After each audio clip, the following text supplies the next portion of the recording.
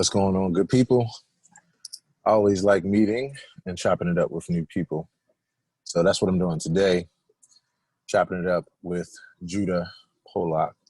We're going to talk some music. We're going to talk about the career of a musician and a number of things all related to music. So I hope you enjoy. Yeah, perfect. All That is right. perfect. How's it going, brother? I'm doing great. Nice to meet you, man. Good to meet you too. Yes, sir. Yes, sir. Cool, So, man. Yeah, we're what have just you been hanging up out, to? man. Playing gigs? Keeping busy? Yeah, for sure, man. In fact, so I just actually, man, really good day today. Just came from doing something really, really fun, man. And it was because it was like a giving back kind of thing. So there's this 11-year-old kid here who has a story, man. Really has a story. He's a survivor. He beat cancer last year, leukemia. He's a child prodigy on drums, and so his family owns a snowball business down here, and he plays outside. His name is Noah K, and the business is called Ice Queen. So I went down there and did one of my street serenades with them, and just really supported them. And so, yeah, man, I'm just out here having fun, man, in the streets playing music, amongst a number of other things. That's awesome. That's the life, man. So, yeah. Yeah, How on bro. earth did you end up doing what you're doing? What Oh was that man. process like, and what were the things you went through that kind of got you to the level of musicality that you're at now, and what was that Yeah. process like? Well, so I try to, let's see, what I try to do is see how succinct I can tell my story, right? See how I can like pack it in. So basically, my initiation into music was about 14, as I started finding a newfound passion from poetry to writing lyrics. I was actually a hip hop artist from 14 to 16. I was into positive hip hop. And then at 16, that's when I tried my hand at production, because I was in a group where one of my friends was the producer. And around the time we were 16, he got into some other things, specifically girlfriends. and and so he slacked off with making the music. So I stepped up to, try to keep the group going, and I tried my hand at production. And since I was around it, um, around that time, I was used to watching him do it. But that would lead to me finding that I had a knack for putting music together. And so pretty much over the next 2 years, I started to hone my skills there as a producer, as a hip hop producer. And around the That's an time, interesting place to start. yeah. So by the time I was about 17 and a half, I was like, if I could do this, I got really good at it. And I started to get, a lot of accolades from not only my peers, but people like in New York and a few other states that had heard about us and met us. So I was saying to myself, if I could do this well just by ear, what would happen if I actually studied music, like if I got an education in music? So the first thing I did from there was I bought a little Casio keyboard from Kmart. So no, from Sears. It was $130 Casio keyboard, and my father had an adult piano course in his house. I would find out. So I grabbed that course and I taught myself how to read music at 17. I used to come home. I used to come home from work every day, and just go in my room, and I would just be making music in my room all evening.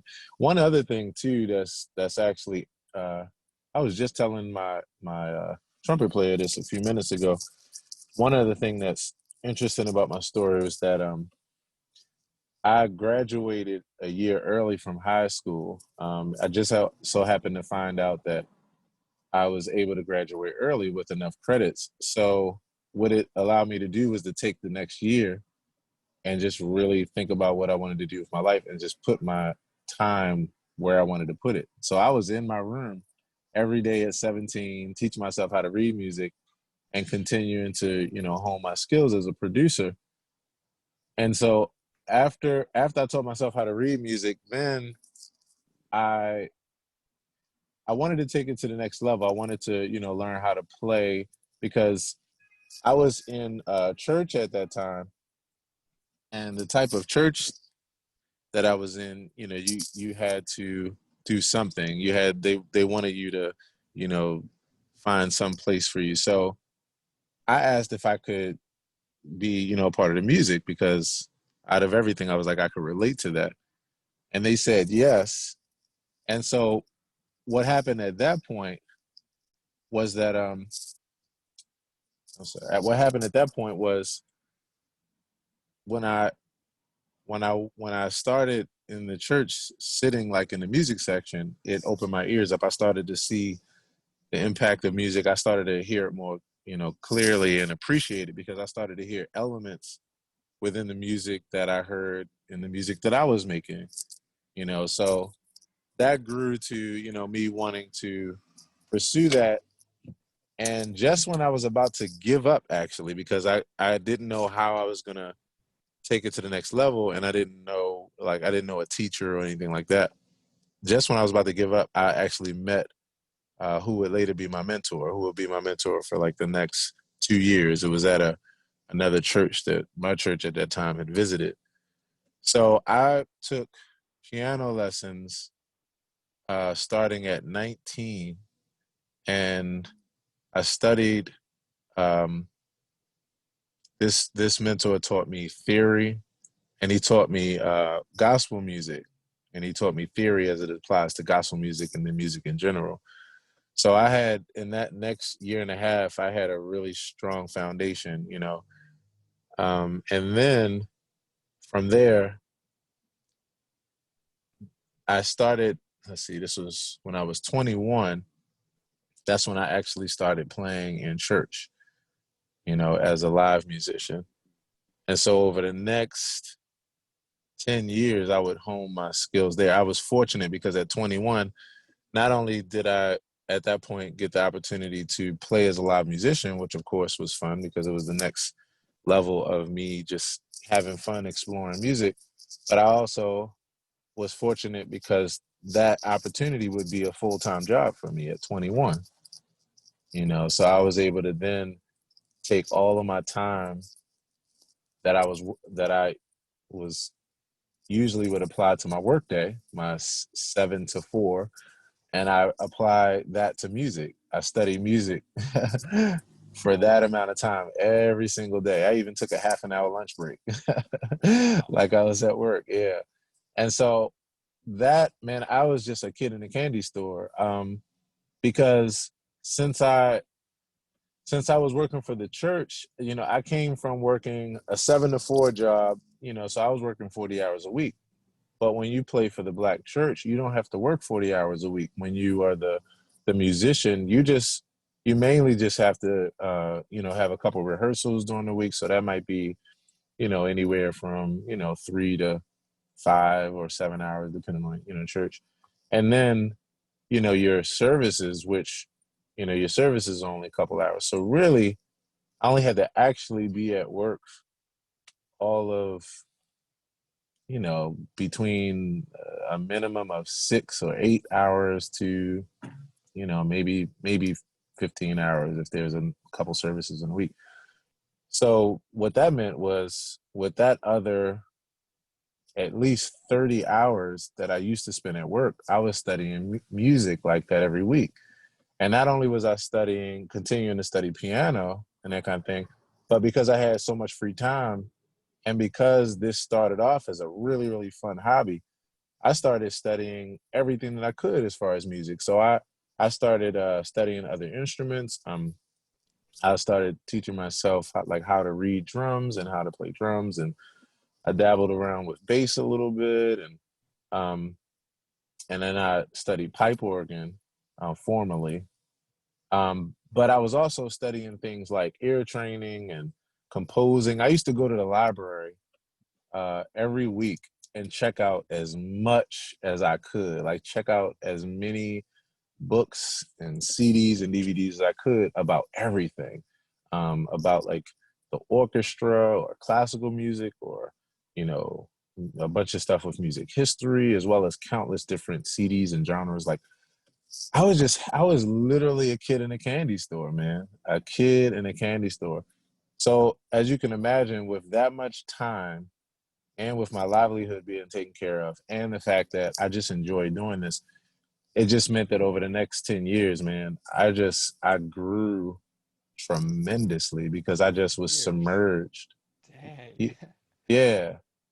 And and so that's why, you know, and I know I'm giving you a lot, but like that's why, you know, sometimes people will say, well, like, you know, when did you start playing piano? Because they look at where I am now as far as my ability. And when I tell them I didn't start playing until I was 21, they're like, wow. But I'm like, but what happened though? Are you familiar with I think it's Malcolm Gladwell.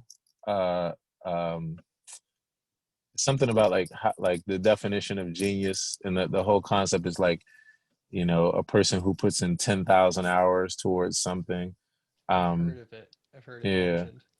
So the main point I'm making with that is like there's a lot of truth to that because that's actually my story. It was just the fact that no other musicians that I know, you know, study music for 30 hours a week. Like, I but don't for think me, most people are capable of doing that.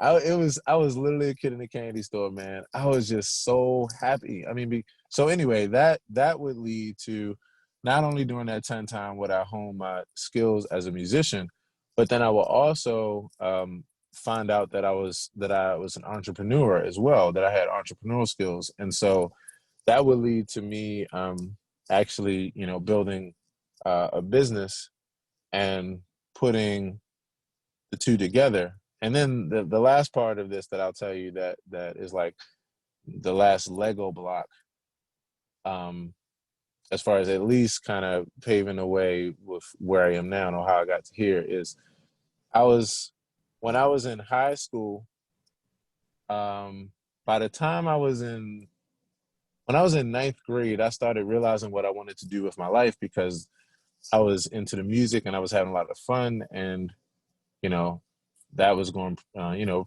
fairly well as an interest and as a passion.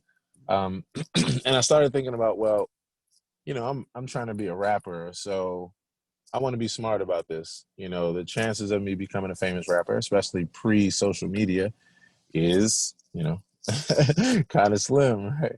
So I'm basically saying to myself, you know, I'm trying to think smart and have the plan B. You know, what's going to be my livelihood? And originally, I was gonna go to school for mechanical engineering because I like mechanical engineering and architecture and that kind of thing. But at some point when I was into the music, I was like, well, what could I do that would be related to the music that's more so a secure kind of job, but it's in a field that I now like. And that's when I would find out about studio recording and audio engineering. So by the time I hit the 10th grade, I knew that I did not want to go to college, and I knew that I wanted to go to trade school for audio engineering, and so that's what I pursued. And I didn't get the opportunity to go right out of high school because the cost was a bit too high. Um, but a couple, let's see, probably at least 2 years later, maybe a year or two later, the school that I wanted to go to, they actually had a program where you can get a grant. And so I was able to go to school of my dreams. So basically, in the midst of all this studying music and, you know, everything I just told you, I also then was able to go to school for audio engineering and become a certified audio engineer. And then that would lead to me putting everything together, all the music, the entrepreneurship, as well as the audio engineering to bring you to where we are today. So you never went to conservatory. I I actually auditioned for Peabody Conservatory, and I didn't make it in. And it was really are you familiar with Peabody? I mean, not really. Okay, okay. So Peabody here in Baltimore, in Maryland, is it's like, it's one of the most prestigious, like, historic conservatories for music. And so I actually auditioned to go there, and I was actually surprised that I didn't get in I'm surprised you because didn't get in. here's the thing, man. And this, I'm glad you even said that, because this is what I've learned. First of all, I'm glad I didn't get in, because even though I was going for it, because the whole focus would have been music, and I, at that time, I was already full time in music. So I knew that the traditional college route wasn't for me, because I didn't want to take all those extra classes. I wanted to just mainly focus on music and hone my skills. So I prepared well. Um, my reading, my like on the spot sight reading was, it was maybe like 75%, 75%. But that was just because most of my reading was in environments like in church, where I didn't have to sight read. I just had to know how to read. And then even when I did have to sight read, the main thing that they wanted you to do was to be able to read and give the overall, like, keep the melody and give that, but interpret it and improvise on it, make it sound full, and not what's on the page, because that's pretty straightforward. So I think that that's why I didn't get in, but I'm still surprised though. But I'm glad I didn't, though, because I didn't. To be honest, afterwards, I would have been $100,000 in debt, and I would have still wound up at the same place, as far as being having to get out here and make a living. And I actually did better with the time, because by me working in the field full time, continuing my own education, and then going to trade school, it allowed me to get the experience that made me actually ahead of the game than people that came out of conservatories or traditional schools for music. Yeah, definitely going through that kind of structured program. I think that definitely changes the end result a lot. And everyone's going through that pretty much. A lot of Yeah, people are anyway. The really, really good musicians, and a lot of them feel like, I think they feel like they have to go through all that stuff. And right, it's, I've heard it's not super fun. People get burned out. They go in with a passion for music and they study and they're doing, sometimes they're not touching their instrument. They're just doing stuff on pen and paper for hours and hours. It's college, right. assignments. It's, Yeah. yeah, I wish I knew all that stuff, but I don't think I had the discipline to go through music school. Yeah, man, I definitely feel you on that. I have a an analytical side to me as well. Pretty much, yeah, I because I was heavy into math when I was younger, and my mother was a school teacher. So, I'm very analytical. So I like traditional education, but I also value real world experience equally. And now I actually value real world experience more, because to much, to a large degree, I would even argue that, depending on the subject, sometimes true education is real life experience, more so than, the theoretical experience that you get from, I think about driving, right? I was talking about this the other day. So I would argue that, like, driving is not what you do in driving school, because driving school can't prepare you for, the person that switches the lane unexpectedly. Driving school can't prepare, driving school couldn't prepare me for the time when I was in the rain, and there was a 18 wheeler behind me, and I needed to stop at the light, but I knew that if I stopped at the light, I wouldn't be here talking to Judah today. And so, yeah, so it's like, that aspect of things, to me, I would argue, is really like a deeper education, because you are in the real world, and you're in real world situations, so you have to put those things into practice, and things don't always just lay out in some kind of organized way that you can predict. So yeah, I'm just saying that to say, like, I'm actually glad that my education came from me starting off just kind of like with no rules, just just making music, and then adding the theory on top and that kind of thing, and then finding my way back to the first stage because at some point I realized that the best way to make music, especially music that's impactful, is to just play what you hear, what you feel, like make music from that place, and then add the theory and the analysis on top of it when you need to add some things to it or structure it, or you need to, get through maybe a blank spot where you're having writer's block or something like that. Um, but uh, but yeah, man, at some point I was, because I did take some college courses for music. I did take theory one. I did take ear training one. I did do um, like one semester of one semester of private lesson jazz piano, and maybe 2 semesters of private lesson pipe organ. Um, but that was all that I took in college for music, because at some point I was like, I don't really think I need a performance degree.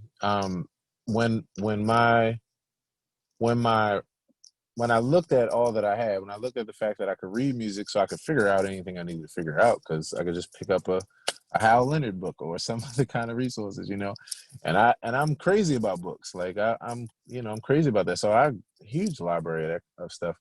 So I looked at that, and then I looked at the fact that I could play by ear, and the only way to get better was to keep playing by ear, keep listening, keep hacking away at it. Like that's just what it is, repetition. Um, when I looked at those two things together, I was like, I don't really need to go for a performance degree, because anything I want to learn as far as music, I have the capabilities to learn. So I was like, I just want to actually do continuing education. And so that's how I structured my journey after that. It was all trade. I did one trade school. I also did a good amount of online school. I did Berkeley's online production program. I took countless like production and yeah, countless like production and audio engineering courses through like other online schools. But as you can see, man, I just try to gobble up as much knowledge as I can, and uh, I'm just always hacking away at it, and it's mainly because I really enjoy the process. Yeah, I really like learning too, but I have a rough time of it. Anything academic I have trouble with, so I'd have to find workarounds. Trying to learn Yeah, what notes are in each scale, by thinking about it and calculating the distances, how does this scale work out? It just right. wasn't working for me. So now I'm just mindlessly practicing scales back and forth over jam I tracks, got it. and I keys got it. run back and forth. I got it. Hey, look, this is why I'm happy to have this conversation, man, and this is why I couldn't wait for it, because, man, first of all, I just love a good conversation, and I love sharing as much as possible to like literally anything that I can do to help another person to like find their way through, man. And I love meeting new people, and I love all of that. So yeah, man, I'm just happy to be able to have this convo. So tell me about yourself, man, so I can, even learn more about like where you are in the journey, man, of music and that kind of thing. I'm an odd duck. You probably have not met too many people like me. So I grew up in the Orthodox Jewish community. Okay, My okay, my okay, parents didn't really fit in, and so they didn't send me to school. I didn't want to go to school. They didn't send me to school. They found a okay. workaround. And no, I wasn't homeschooled. I just didn't go to school. Played a lot of video games, read a ton of fiction. I started playing traditional Irish music when I was 14. We were Yeah. going to Irish sessions in Baltimore City multiple times a week from when I was 14 to maybe 17. Yeah. Um, at about 17, I decided I wanted some kind of an education, so I took some GED prep courses. Barely passed that. Yeah. Uh, Yeah. Yeah. I couldn't spell or write at all, so I had to learn to Wow. do that. But my reading comprehension was so good that Yeah. when I decided I wanted to go to community college. I tested out of all the English courses, even though I could barely spell or write at all. Okay. Um, Okay. but they didn't care. It says, "Oh, your reading comprehension is amazing. Okay, you don't need any." But math was Wow. hard, but I got through. I took Yeah. Calc 1 and 2, remedial math Oh through wow. like Calc 2. I took all their electrical engineering courses for their Wait a electrical minute. Wait. engineering. Wait a minute. You wait a minute. You went from you went from not being good at math to calculus two. Yeah, I passed. I mean, I wouldn't say I'm good at math. Math is hard for me. I had to take college level algebra twice, but the second time Yeah. I got an A. This is Okay. Okay. at Baltimore City Community College, Oh and wow. I was working at a grocery store, Shoppers, Smith Avenue Shoppers, for Yeah. I used to 2.5 live. I years. used to live. I literally just moved from there. I lived there for the past 3 years up until July of 2019. So yeah, I haven't been there for about 5 years now. Before that, I was there for Okay. 6.5 years, and I would walk from Smith Avenue Shoppers to the train station at the plaza, and Yeah. then take the train down to Mondawmin and walk up to the college.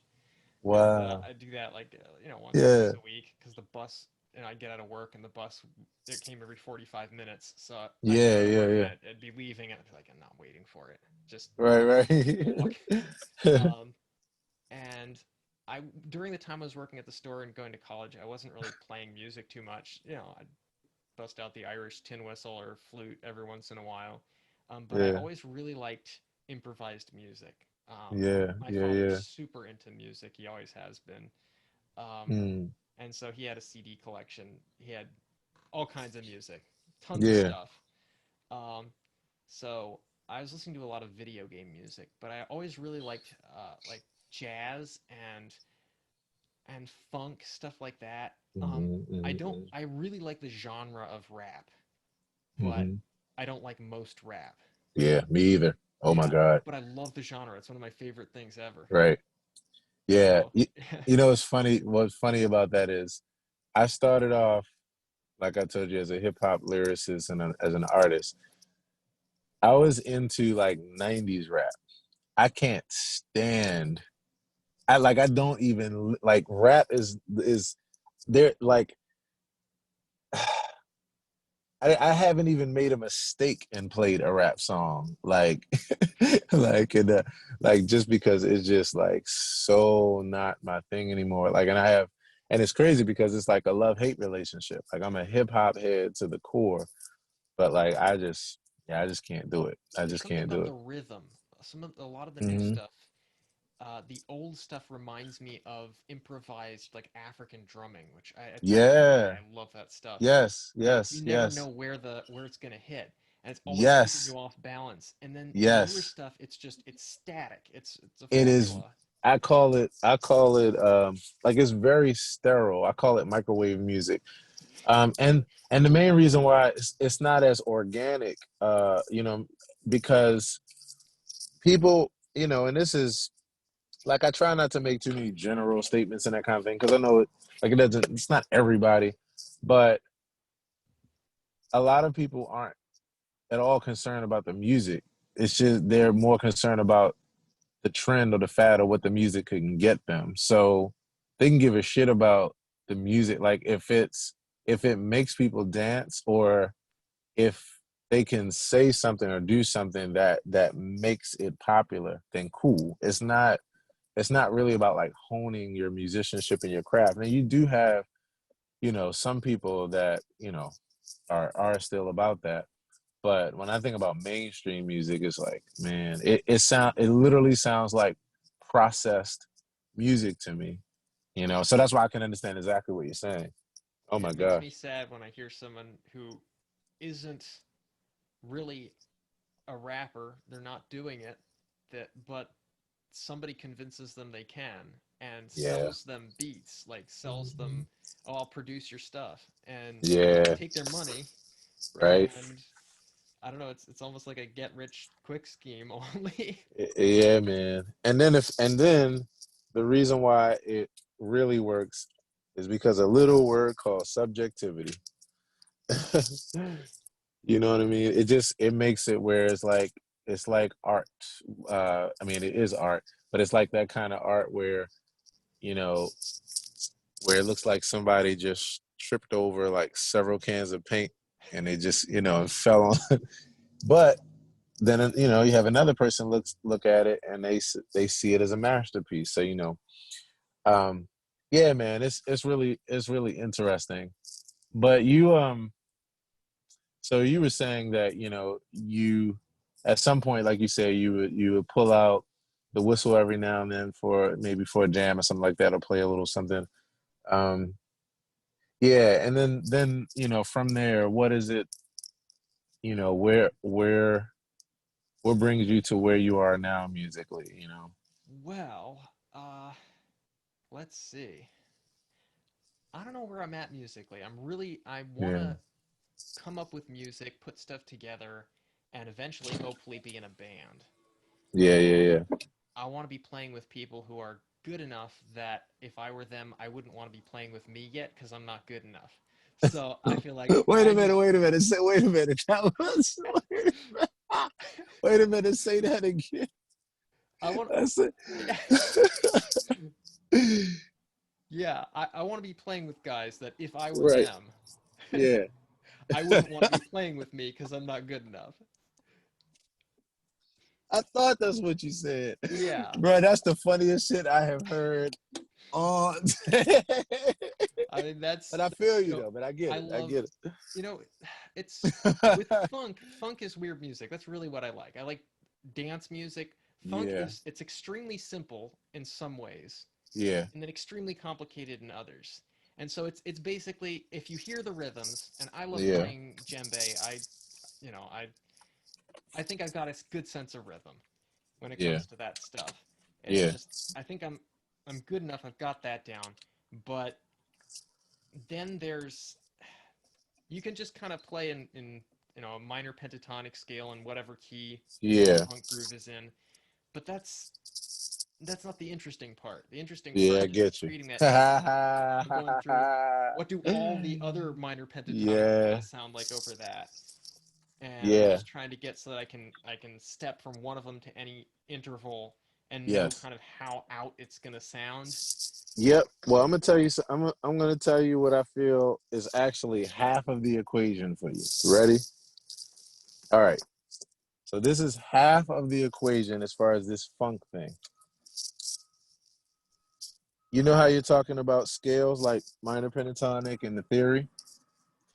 So half of this equation is you no longer thinking about funk in terms of scales and just think about funk in terms of an emotion and just sounds. Hmm. Yep. I feel like I want to get. I feel like I like. You know that Let thing me where tell you you something. Check this out. Check this out. That's funky, but I'm not. That's like what theory? What theory did you just hear? Nothing. but that's a good rhythm. But you heard that good rhythm. Yeah. This is what I mean, right? I was just telling someone the other day that I've come to the conclusion that in order to be like the most well-rounded, like improvising musician, like if you play a chordal instrument, like piano or guitar, or honestly, even if you play a single tone instrument, my philosophy is that you can practice two things and be great at all of improvised and music where it's about theory, but it's also about expressing yourself. And that's practicing the 2-5-1 pattern and every all keys and practicing ideas around them and practicing the blues. And the reason why is because the 2-5-1 pattern, this is the analytical piece, this is the left brain. The 2-5-1 pattern, because the chords move in the process of a fourth, it's the most common movement in all of music. Did you know that? No, I didn't. I mean, I've been working on the blues. I went to a blues jam a while back. So Yeah. I love the blues. Yeah, man. Still trying to figure out the theory. Like you know, Yeah. what is One one? four five. Yeah. 1 4 5. Like, and then everything else after that is just like, yeah, you're just continuing to express the same emotion, but just different ways of getting there, new creative ways of getting there. So the blues, the reason why I said, okay, so chords move, like the most common movement is the movement of a perfect fourth. That would be like from C major to F major, right? Um, you find that everywhere. You find it in all of popular music. You find it in classical music. You find it everywhere. So practicing the 2-5-1 pattern is just a succession of three chords that all are a fourth apart. So when you practice that progression, you're practicing all of music in like a bite-sized form. And then you have two types of 2-5-1s. You have one that ends on a major chord, and then you have one that ends on a minor chord. And what I figured out is, and this is all math, but then applied to like how it proves to me, even in my own like playing style and life, my own musical life, it proves to be true. Um, when you look at the major 2-5-1 and the minor 2-5-1, it's three chords per progression, so six chords altogether. And in those six chords, you actually cover all possible qualities, all chord qualities: major, minor, augmented, and diminished. So essentially, just via the math and via like exponential numbers, it's like by practicing that progression, you literally practice like all of the most popular possibilities in all of music.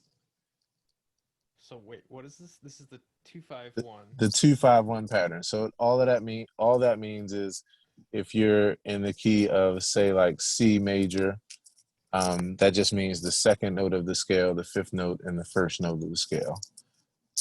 And it just means the chords that are built on those scales. Now, I Right. But know when you get that, to all the augmented and the yeah. diminished, wouldn't it be Um, major well, minor for that? Or what happens is when you so okay, so let me ask you a question just so I can be able to understand where what you know or where you are. Um, are you familiar with, say, like you take like the C major scale? Are you familiar with like the C major scale and the notes of the scale? yeah, I know. Okay, It's dominant seventh and right, major seventh, and right. what it So means, like flat five or whatever, something like yeah, that. right, Just right, yeah, I right, have like an idea of how chords are built, and I don't know all the right, lingo, right. unfortunately. I Yeah, no, actually, I wouldn't even by the time we get to the end of this conversation, my goal is to have you think back on this moment and actually realize it's actually more so fortunately than unfortunately. And the reason why I'm saying that and I feel that is because I actually feel, and I'm gonna go back to this, but I'm gonna tell you, I'm at least give you like a piece of it, and we'll go back to it later.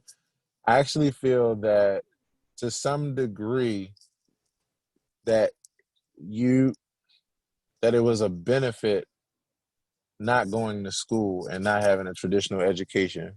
definitely, yeah, Yeah, in some ways, in some ways, right? I And don't then regret another, it. right, right.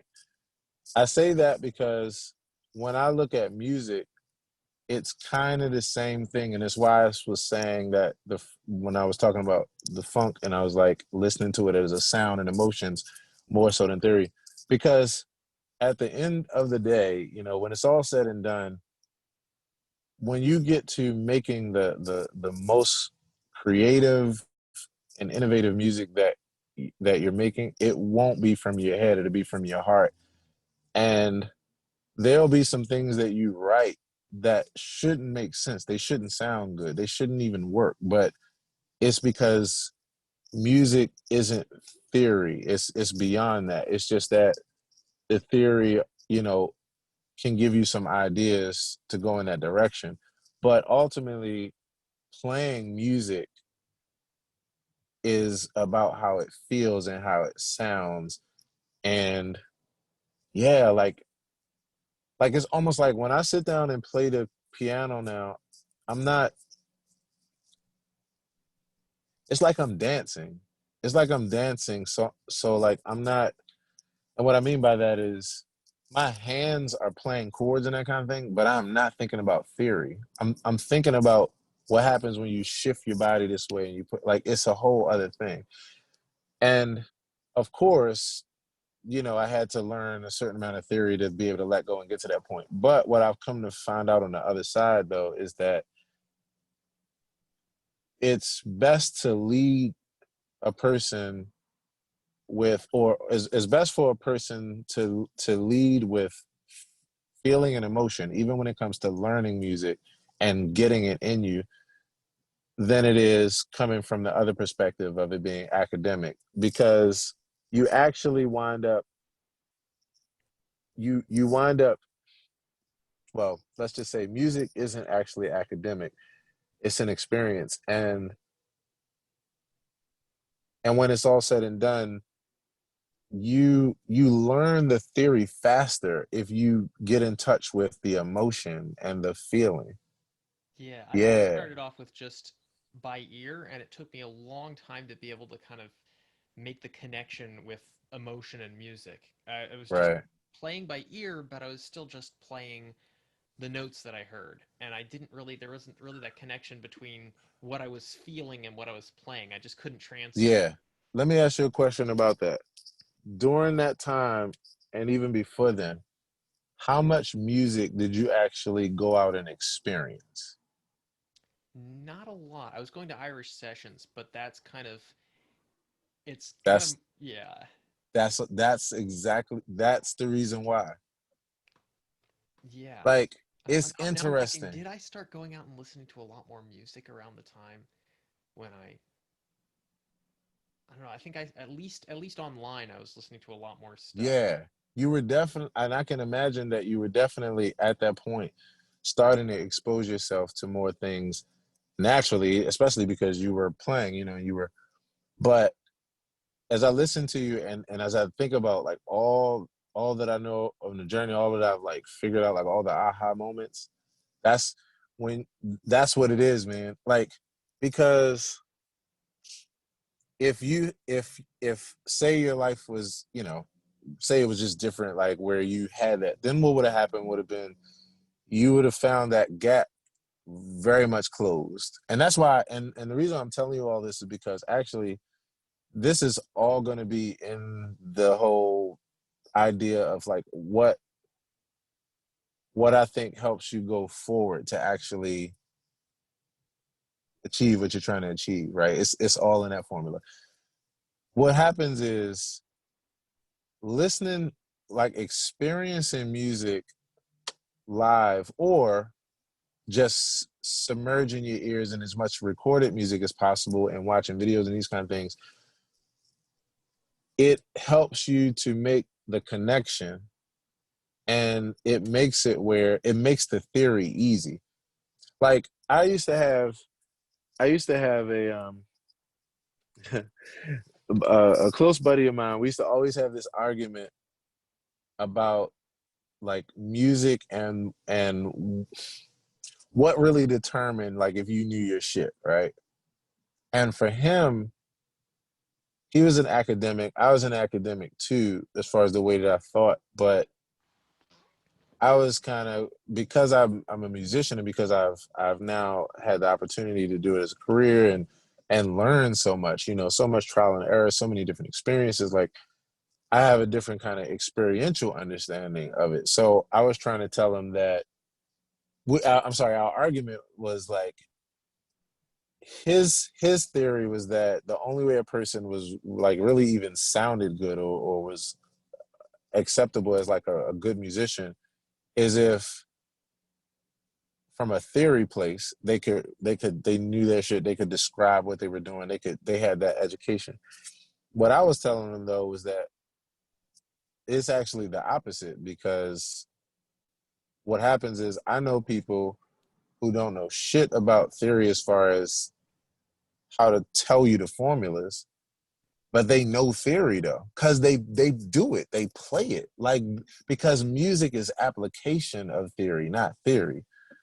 So if you learn the application of something, then I don't even want to say arguably, because I know it's the truth from being a student of it. When you learn the application of something, you learn the theory of it, because you connect with how to, like, where you apply things. It makes everything else come easy. I guess You you know, it's like, know yeah, your way around. Like you know. yeah, you know your way around. It's like, and I'm glad you said it that way. I'm on the road right now. If I did not know anything about this area, it's only one way to learn it: drive around. Or you can do what I do and just do Google Maps. And if your phone quits on you, you have no idea where you are or how to get anywhere. There you go. And look, and Google Maps is the exact, and that analogy you just said to me is exactly the entire, like, uh, um, field of teaching music, like, until now. Well, I can't even say until now. I would say the majority of the field of teaching music. It I was feel it like was with jazz, you have more of a chance. Like they at least try mm-hmm. to teach you. But like in some classical stuff, I've met classical musicians where they can play, but you take away their sheet music and you're like, play something, play anything, Right. and there's nothing there. And And all and here's my philosophy on it. And I was just having a conversation the other day about this. All it is, man, is that they the teacher didn't develop the creative side from note one, and didn't develop the experiential side of just feeling music and digesting it that way. Because, like, my philosophy is that if you take, say, like, a traditional piano student in a classical environment, or I'm sorry, just in a music learning environment, just piano, um, if you're starting off with a major scale, to me, the very first thing you should do is, okay, you might teach the fingering, you might teach how to walk up and down, and it might be in time and starting on beat one, and all of that, and that's fine, because you need structure in order to get, certain things in you. You don't need structure for an experience, though, and that's why I talk about this in this way. You just need to be open and interested in the experience and totally present in it, and then you'll get some things that you can't get in school. you know but my theory is, like, when you take that scale and after you teach the person how to walk it up, come down, proper finger, that kind of thing, the other 50% of the equation should be that you should tell them to make something up with the scale. You should tell them to play it whatever way they want to play it. If they want to play the first note one time and the second note two times, if they want to just literally, when they walk up, every single note, because they're on the third movement, they play it three times. Like, you have to give them something that allows them to go internal to think about what they want and why, what they're feeling. Because otherwise, it's almost like you're yeah. giving them a tool. It's Mm-hmm. yeah. Whereas if you just tell them what to play, it's something else because you can't use it to do things except what other people are telling you that you should do. That's it. You're giving them fish, but you're not teaching them how to fish for themselves. So, to me, you can develop that. You don't even have to be a jazz teacher. You don't have to be a jazz teacher, or even in improvised music. Well, I mean, you have to be interested in improvised music to even know to do this. But my thing is, yeah, it's that. Teach them how to color in the lines, and then say, draw something of your own. Yeah, I mean, I think it's And skills to just sit down and play stuff from sheet music, and I feel like that's mhm. its own kind of thing. Like there are places and situations where you want a bunch of musicians who can play Hmm. together, and you don't necessarily want them all improvising, but Right. it's more of, I don't know, it's I'd say there's two parts the way I look at it. There's like more of the function of it, like serving a function, and then Hmm. there's just an entirely like a different kind of art form where they're expressing, like they're playing as Hmm. part of a piece that someone else composed, and the composing of the piece with all the parts is the art form, and Yeah. trying to kind of get the composer's The vision across composers. Yep. rather than really, doing your own thing. There is still some interpretation, but like less of it. It's more about trying to understand what the composer was What the trying to, composer. and that's like a Hmm. whole different thing because it's like just a giant beast of a like contraption almost, where you're getting a bunch of Hmm. people, and they all have to be perfectly in sync, and Hmm. it's like composing on a much grander scale than you can do by yourself or with a couple of other people. It's an Hmm. amazing art, but Right. it's just it's It's not as only half the casual. equation. It's Yeah. yeah. That's just the thing. It's only half the equation. And I remember thinking about that because I was, at some point, as I got farther in music, I started looking back at the things that was brand new to me when it was new. But now that I understood, and I was like, oh, so when it comes to classical music, the goal is to get into the mindset of the composer, to really get into that place. The more you can get into that place, the more it's seen as, as like it's enjoyable or satisfying or it's approvable. And I was thinking about that and I was like, that's okay. So basically all this is just classical only addresses 50% of the musical personality. That's all it is. Because of course it is helpful to get into someone else's experience. That's how you understand the territory, what it's like, what it feels like. You get tools, you learn how, different ways to feel. And then but then the next thing that if you're trying to develop yourself, it would be to take all of that and then go back to yourself and say, well, who am I in relationship to that? Or how do I feel about that? Is that me? Is it not? Do I like it? Do I not? Like, it's that process that allows you to then start finding yourself.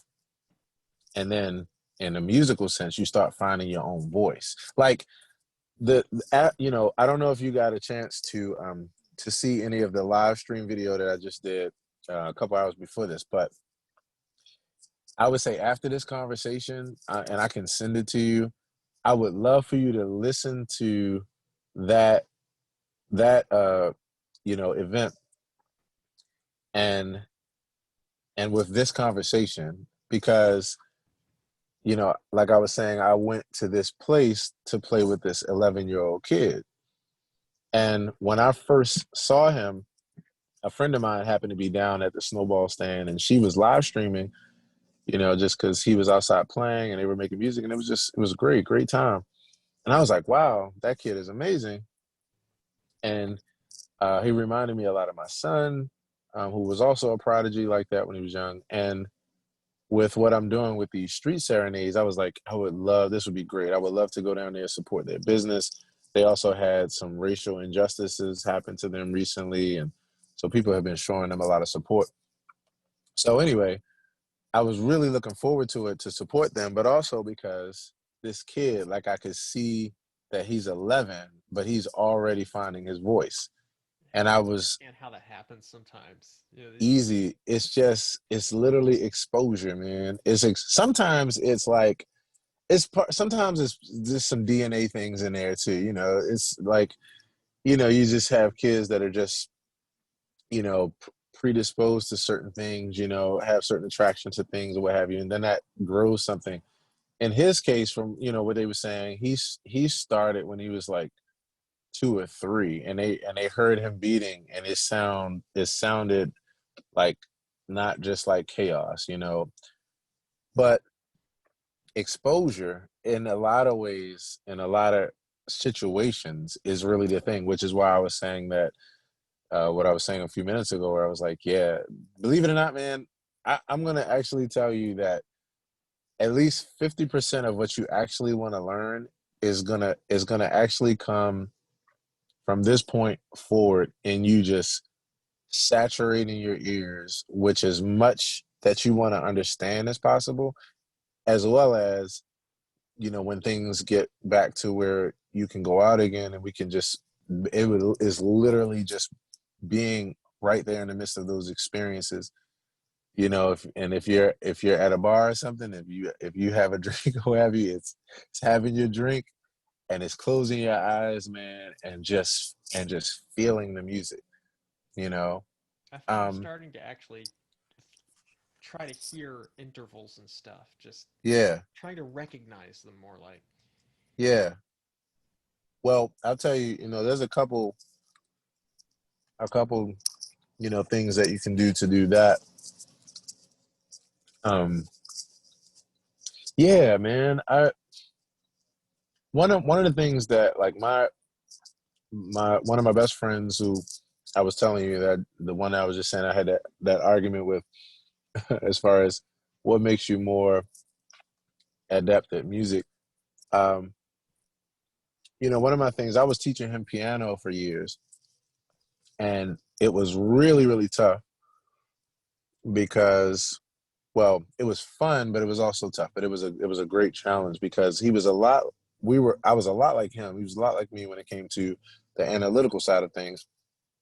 But because of my experience and because of, my lifestyle and getting the opportunity to submerge myself in music, I've developed the other side, the side where it's the emotion, from my heart. I'm playing from my heart. I'm feeling things. I'm hearing things and taking it in that way. And when I was teaching him, I used to one of the biggest things I used to tell him that he needed to do was to just listen to music. Like, even if he was learning a song, to, yeah, listen to the song from the perspective of learning, but you also need, like, the majority of your time to just be spent listening to that song for pure enjoyment, like you're just, singing in the shower type of non-caring. Like, you just need to take it in that way, because it's another level that will actually help you to learn a lot of things that you're trying to learn. And it was the hardest thing because he couldn't get out of his head to have that experience. And so, you know, it was like, yeah, I couldn't really get him to that point. There was one time when he had brought a song to me by, I forgot who the artist was, but he brought a song where he was saying, I'm trying to hear what these chords are doing and what they are. And he was trying to hear them in terms of the scale. At this time, he also had another teacher too, who was teaching him, and had kind of a little bit of a different way of looking at things than I did. Um, so he asked me, he played the song, and then he started asking me, like, if I could hear the chords, and immediately I started hearing the chords, and I started telling him what those chords were, and he stopped the recording, and he was like, "How did you do that?" And what I was telling him was, well, you know, from listening to music for so long and submerging myself and having a few resources, like I had an ear training course that I really, really enjoyed. I don't know if you ever heard this ear training course, but it's called the David Lucas Burge ear training course. So this is a course where, um, it's on CDs. They might have gone digital now, but it was like on CDs for years. And there was a guy that was just teaching you, like, the intervals, teaching you intervals, teaching you chords. And he would take you through this course. You had, like, little notes and stuff to follow, and you would have homework assignments, you would have quizzes and everything. And man, it was so fun. It was so fun because it was not just academic, but it was very experiential. He was a person who was very much about you really getting into the experience of this, and how it would come to you. You would start recognizing intervals in music. just because you soaked your ears in it so much and you sung the interval and you know, and these kind of things. And that was really helpful for me. That was really, really helpful in my process. Um, but but anyway, saying that to say, in this experience, he was asking me like about these chords. I was starting to hear it, and I was telling him that I was trying to give him a practice. I was like, okay, this is what I want you to do. Let's listen to this song, and as we're listening, just hum the bass notes. Like every time you hear the chord change, every time you hear the bass note change, just hum it. Just hum it to yourself.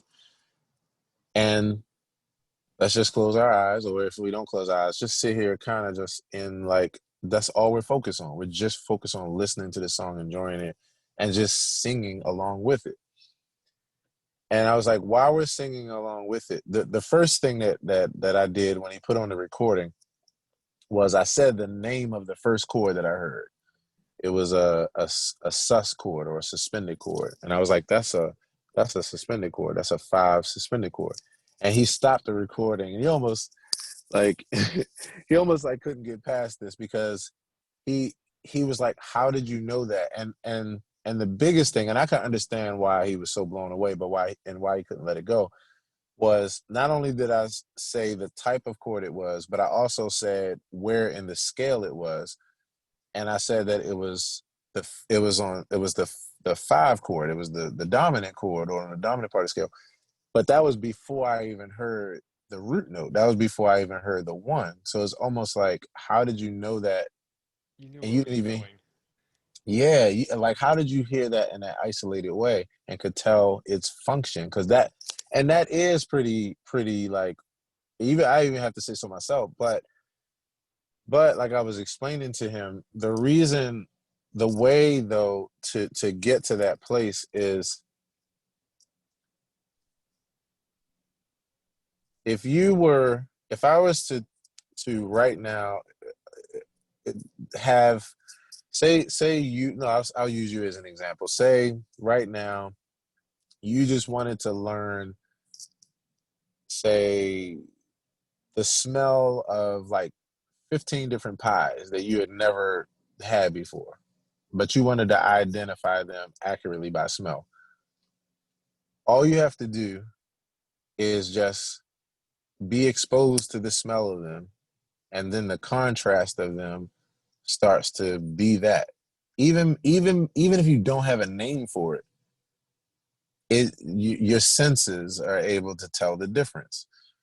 Um, and all you have to do is just keep doing that. And then if someone also attaches a name to that experience you're having, then what happens is, all of a sudden, when you're just out and about and you walk into someone's house or you walk into some restaurant, you're immediately like, pecan pie.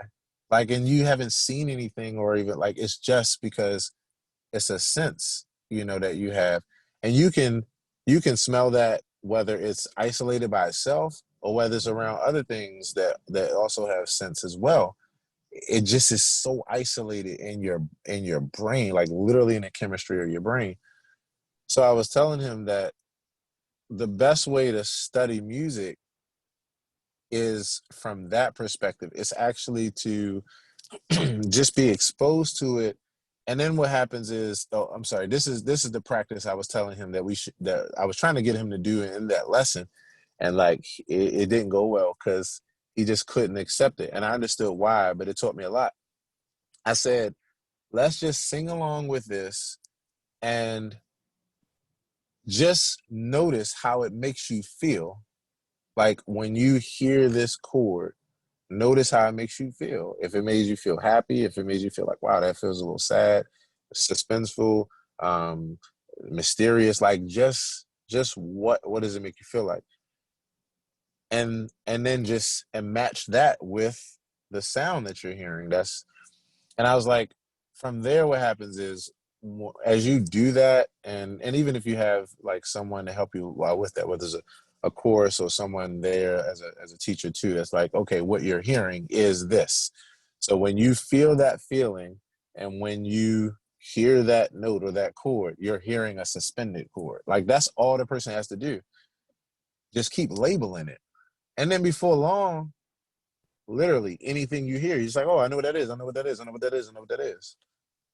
And it's just because of what we know about the brain and just how it works. You have an attachment to it, and you can learn the difference between 15 type of pies that I was saying. You can learn that faster if you're blindfolded and smell them, and somebody keeps telling you every time you smell what you smell, then they tell you the name.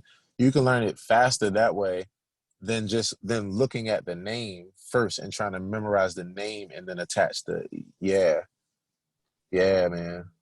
Yeah, it helps, I guess, to kind of have something that you attach it to in your mind that it Yes. reminds you of that might not necessarily something I guess maybe even that's specifically not related to it. An experience, bro.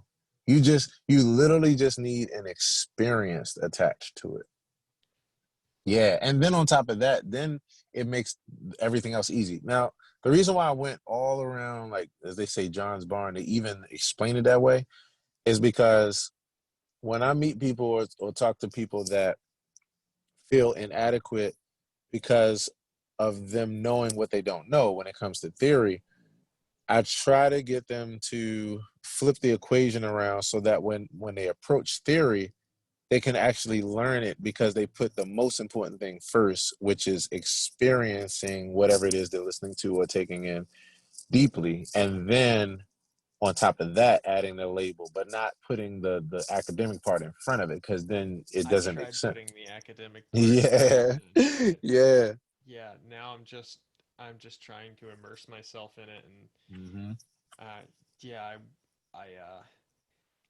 I was working at one job, and I decided I was going to leave that job and take Mm-hmm. some time off, which I've been doing, and I just accepted another job offer, so I'm between Okay. jobs for another week, and Okay.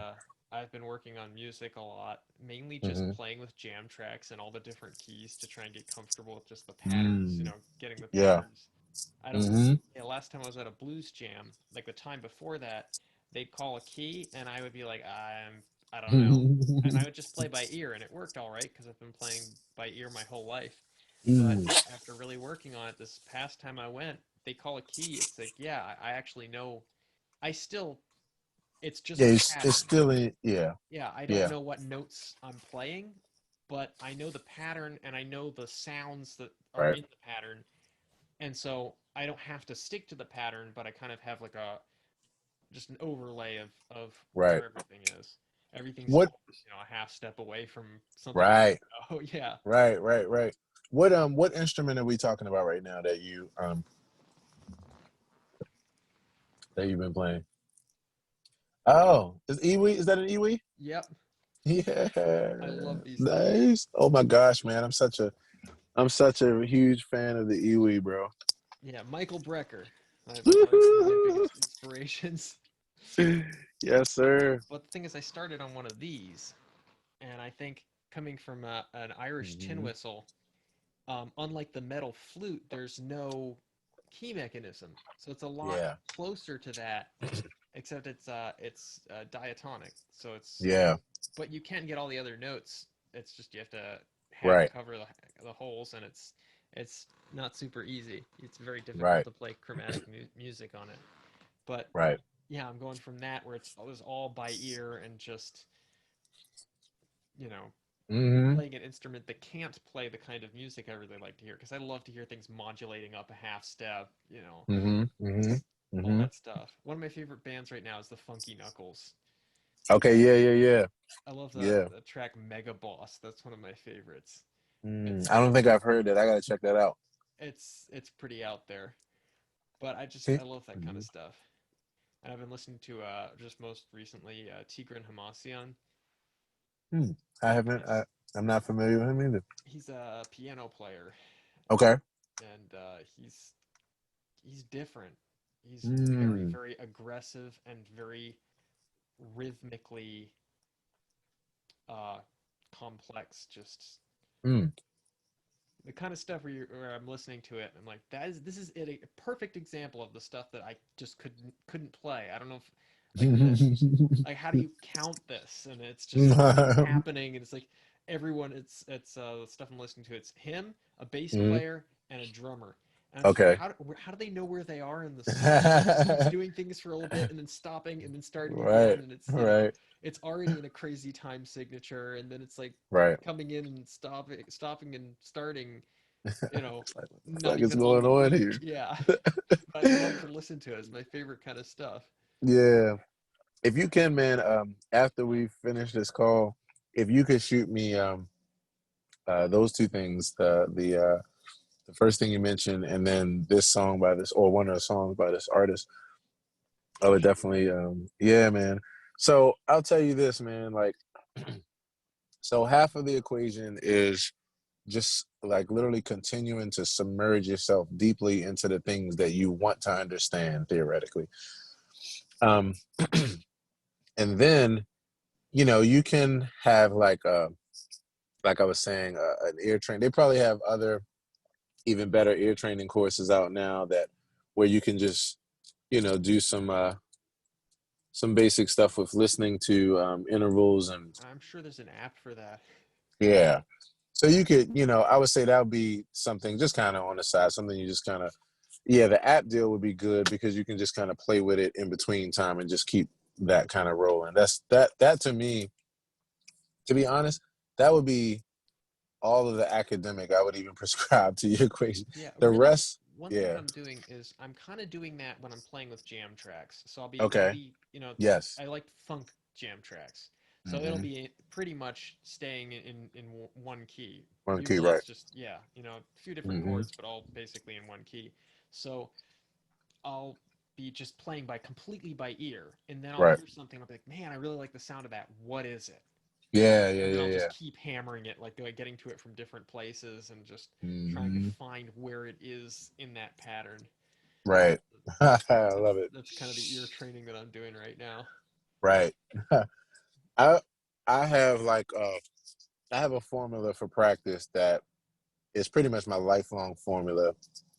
And through all the different practices that I've had, like the different ways I've approached practice, this has come down to be like pretty much just my number one formula for practice that I really think it yields the most benefits.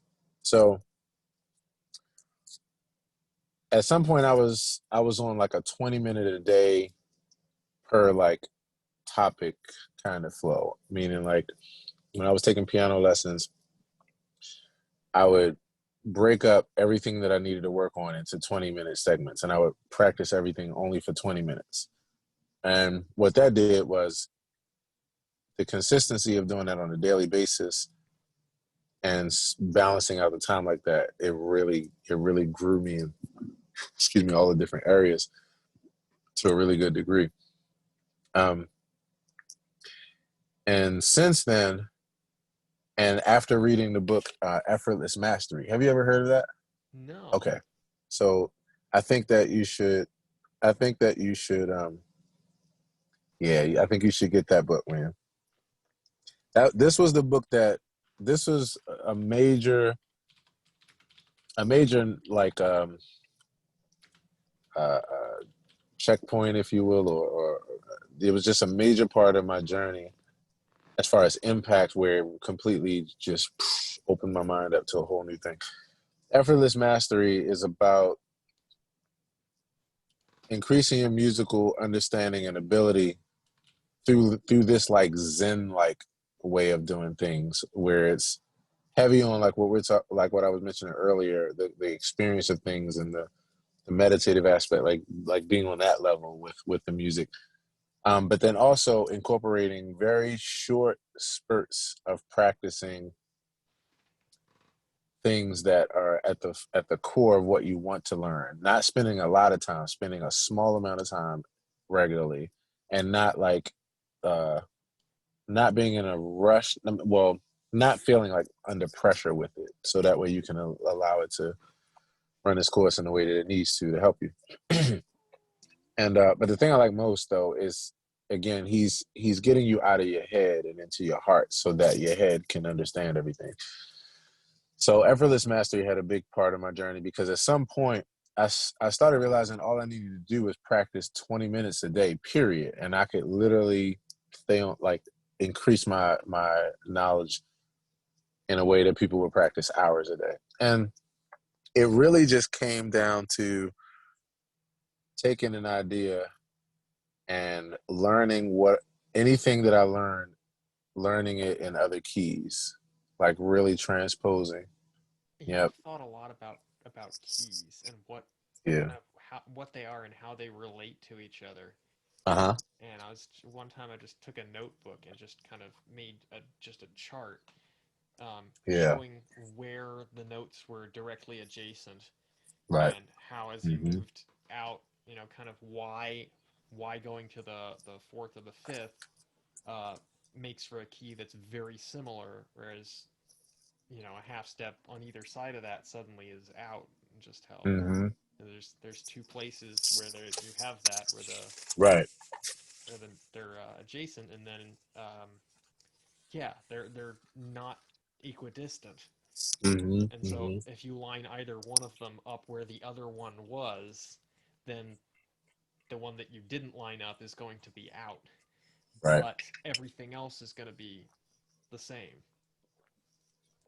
Right. Yeah.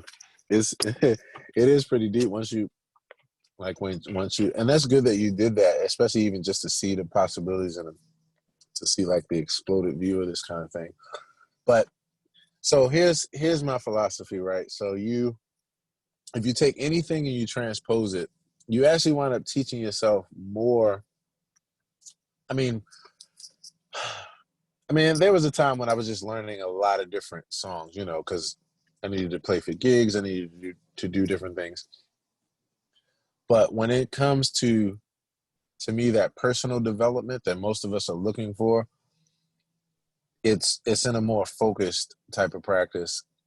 And like I said, mine happens to be around learning, whether it's a chord or whether it's a pattern or phrase, and learning that in all 12 keys and taking my time to allow myself that process, Um, and then, and I've been doing that with, are you familiar with, what is it called? iReal Pro?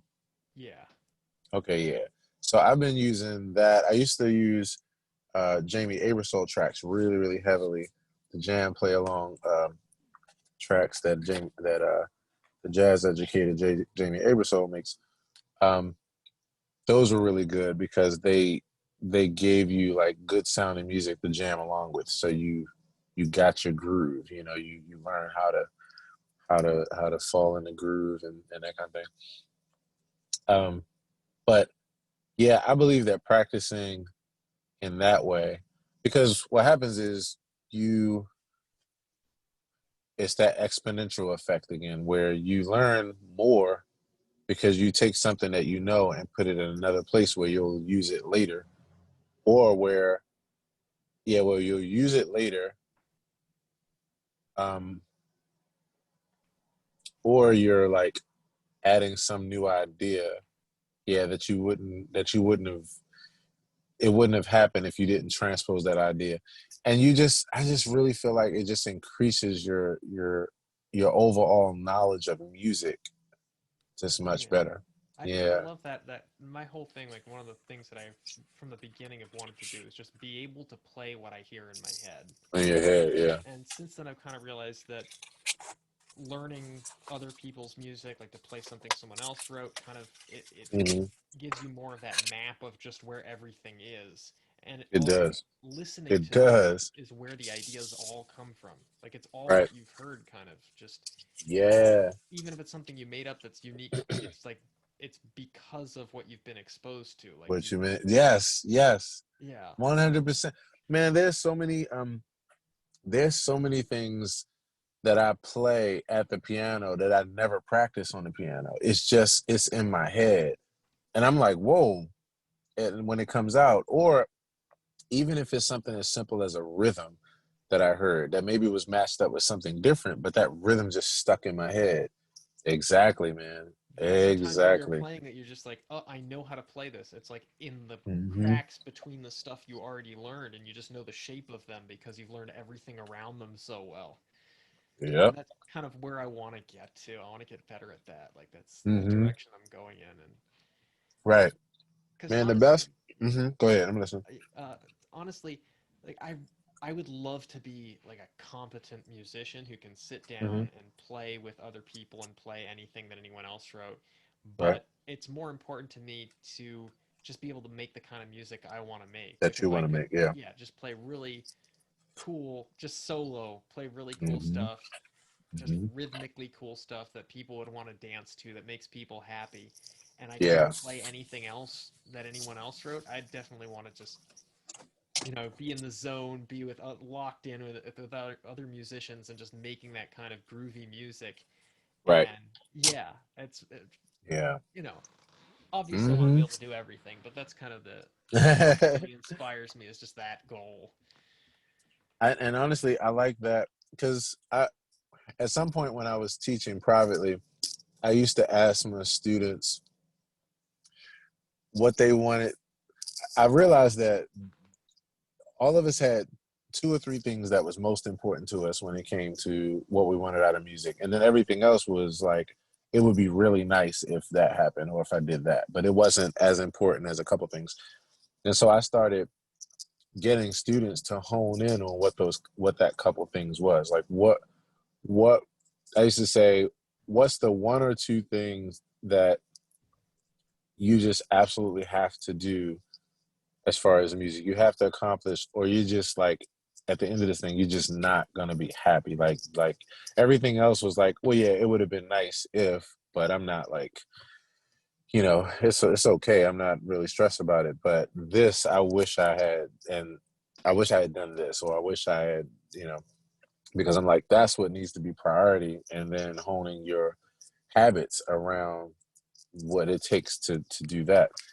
So that's why I said I got the vibe. I mean, as soon as you, when you were as we were talking in the inbox, and when we started talking about Keith Jarrett, and when you were, even just complimenting me on my music and that kind of thing, and started talking about yourself as a musician, yeah, I was like, I really think that, and this was before we even talked. I was just like, I kind of feel what this might be.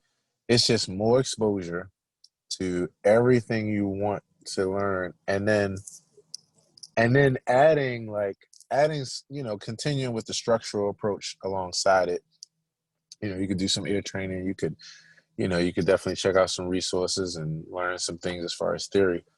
But I really just feel like, and I actually think I feel this more because as you started telling me your story of your life, and just thinking about the education piece, I'm like, when you don't have a formal education, you're forced to feel, things out, which actually is a really good thing, because that's the driving thing I was talking about earlier. That's the biggest skill we need is like intuition and feeling things out with little information. And then when you put information on top of that, then you really have both sides of the coin. But I say that to say that naturally, to me, even though I don't know you that well, I would think that that makes you more of a feeling person, more of a person that feels things out, and looks to how things make them feel in order to know how to gauge it, or what have you. I don't know. Yeah, I'm not sure either, honestly. Yeah. Yeah, when I go to an instrument, yeah, I'm just trying to play what I feel. I'm trying to play Mhm. by ear. I'm trying to play stuff that makes me happy. And Right. most of my practice, like I've been playing a lot of drums, a lot of drum set recently, Nice. and I'm just trying to be able to play all the different parts, all the different things, the patterns, so that when I'm in the moment, I can do other things. Just do whatever I hear in my head. I want to be thinking, if I play a fill, I don't want to be thinking in terms of a pattern that I Yeah. practiced or memorized. I want to be Hmm. thinking just improvising, like improvised music. Hmm. And so, Well, here's the thing, and I'm glad you said it that way. because my biggest question when I started looking at jazz and getting and I became intrigued by jazz, my biggest question was how in the hell do they like I'm listening to a solo that sounds amazing to me. And you're telling me this is improvised, which means they're deciding these decisions in the moment. But to me, it sounds like when you hear an incredible solo, it sounds like something that was written because it's just so beautiful, so perfect, so to speak. And that made me even more intrigued to find out the answer. Like, what are these musicians thinking? How are they doing this? And what am I hearing? So later on, as I was studying, as I would start to grow in that way, I realized what it was. And I remember when I read this article, and I think it was like an interview of Herbie Hancock, and he was asked about improvisation. And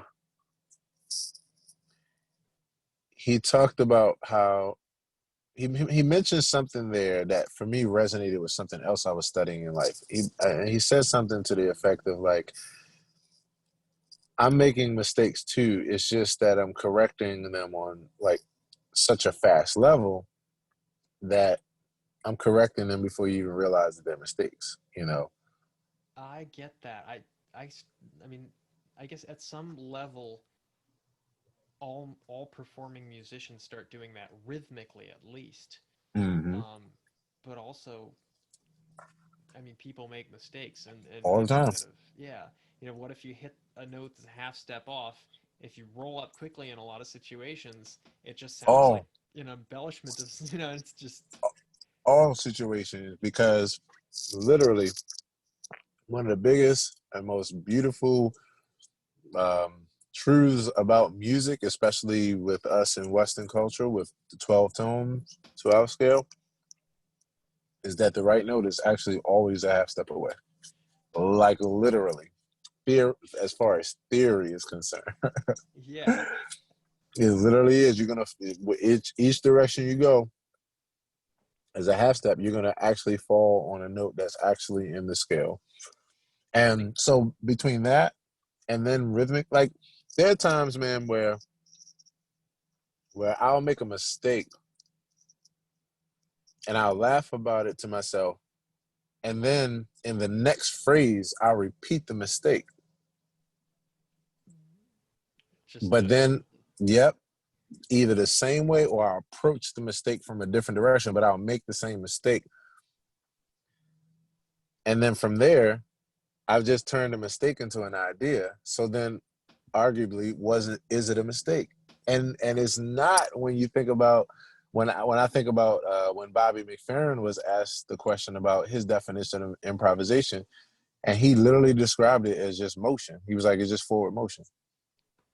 And I was like, that's so true, because that's the answer to my question. The reason why I'm sorry, what I'm hearing, and the reason and what brought this up is the way you described, how you saw it as far as the decision making process.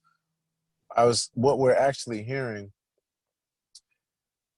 are two things. Number one, we're hearing a certain education that a person has rehearsed, right?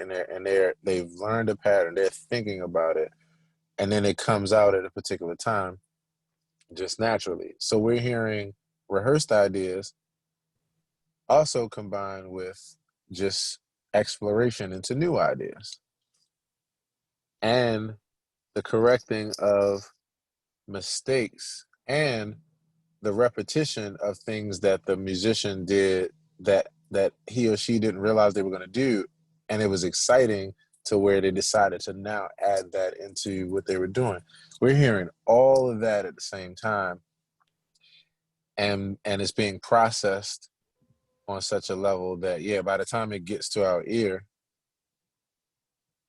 we just hear it as like, wow. But it makes sense, though. It makes total sense.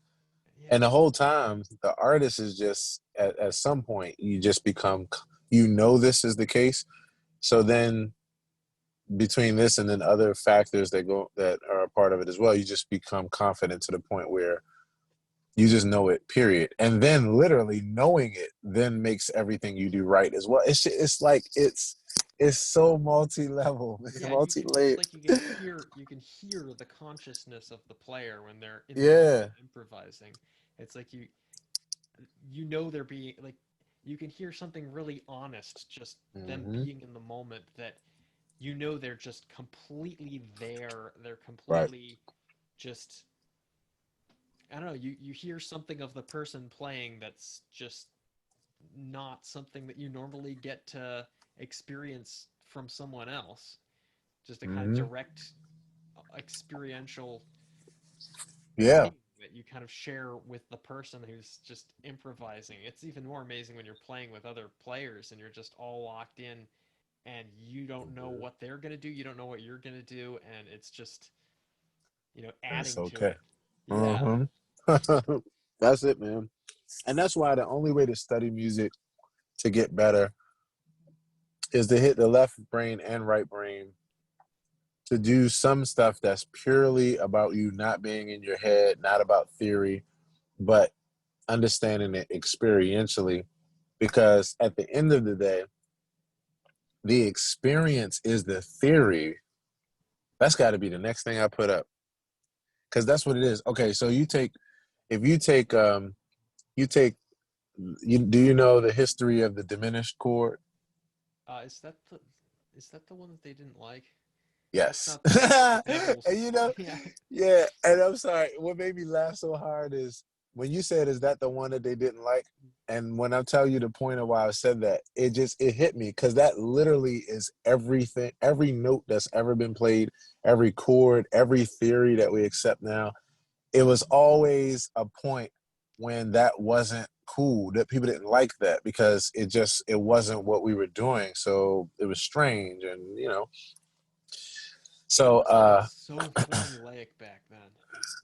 Everything must well, have been, I don't know though, because think about it. Think about it like this, right? It we go through our periods and our scenarios of everything being really formulaic, but initially music in itself just started off from us beating on shit and making noises and no theory. It's just like we're just feeling. We're just caught up in this feeling. And then, after a while, then in certain parts of our world and that kind of thing, things got more structured as we analyzed the sounds that we were making and then started. But it's interesting because the diminished chord, like you were saying, and that's one of, like I said, all many examples, was a chord that in the church was banned because it sounded too scary and it wasn't, it wasn't harmonious because our ears weren't used to listening to chords and that kind of relationship with each other. So it was not desired and it was banned. That same chord in church in the same exact scenario, if you do not play that chord, if you're in a black church and you don't play a diminished chord like at least once in the entire service, you might not be asked to come back. Because now we have a different relationship with it. Now it actually it increases the experience. And this is so interesting because, like I said, and this is a whole other topic, but I think about it like, wow, this is interesting because when you relate it to, when you look at how people felt about it, and then you relate it to the theology, and when you look at the idea of good and evil, and the fact that that was related more so to evil or to negativity, and the omission of it good, but now it's exactly the opposite. Like in our brains, it actually now elicits a good feeling for people and a deeper like experience of the good side of that equation. And and if you don't play it, you're the devil at this point because you don't know how to play for a church. You don't. So when I think, and I'm super super super down the rabbit hole when it comes to like psychology, and so that's why this is so fascinating to me because it really just shows the depth of the brain and that kind of thing. But I'm saying that, all of that to just go back to say like, yeah, the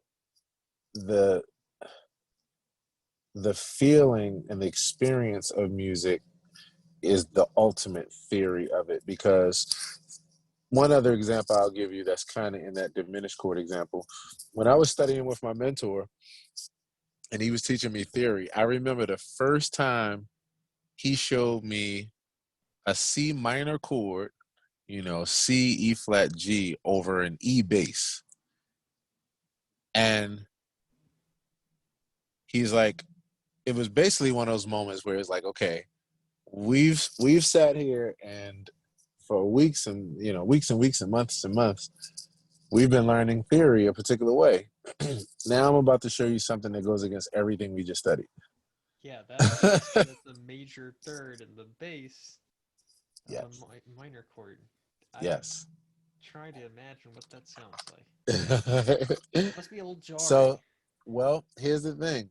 It is jarring, but if you've, and I don't know what your experience has been, but have you ever heard uh, a scenario where you have a black church with someone preaching and someone playing the organ behind them while they're preaching?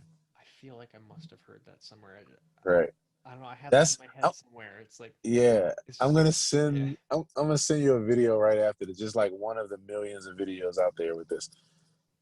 But this whole relationship is that when a speaker is speaking, this instrument and this particular kind of dance between the voice and the instrument is increasing the energy of what the person is saying.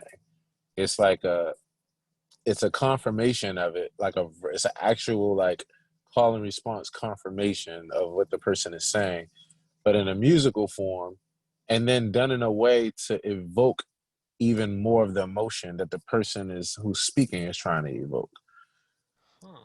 Yeah, it's deep. It's deep as shit. That's why I said like that like really the theory is the feeling. And then I'm gonna also tell you why I said studying the blues as well as 251 is my philosophy, because the blues teaches you emotion, even though you're learning theory. It teaches you how to express yourself emotionally.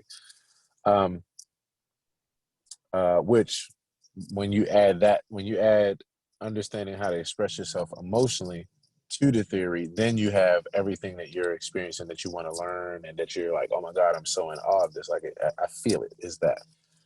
Um, so, so yeah, you have this thing, this scenario where you got, a person speaking and you got this music.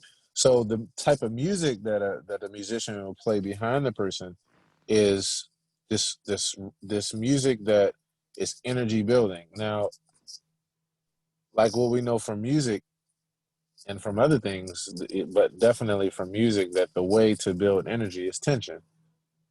So the way you build tension, there's no better way to build tension than to have a note that's a half step apart from another note. Like, it's jarring, but if you structure it right, though, as far as how you lay it out in the chord, it it actually like has a different kind of effect. It almost separates itself and becomes this harmonious sound, and it still gives you the energy, but it doesn't sound as dissonant because the note's not as close.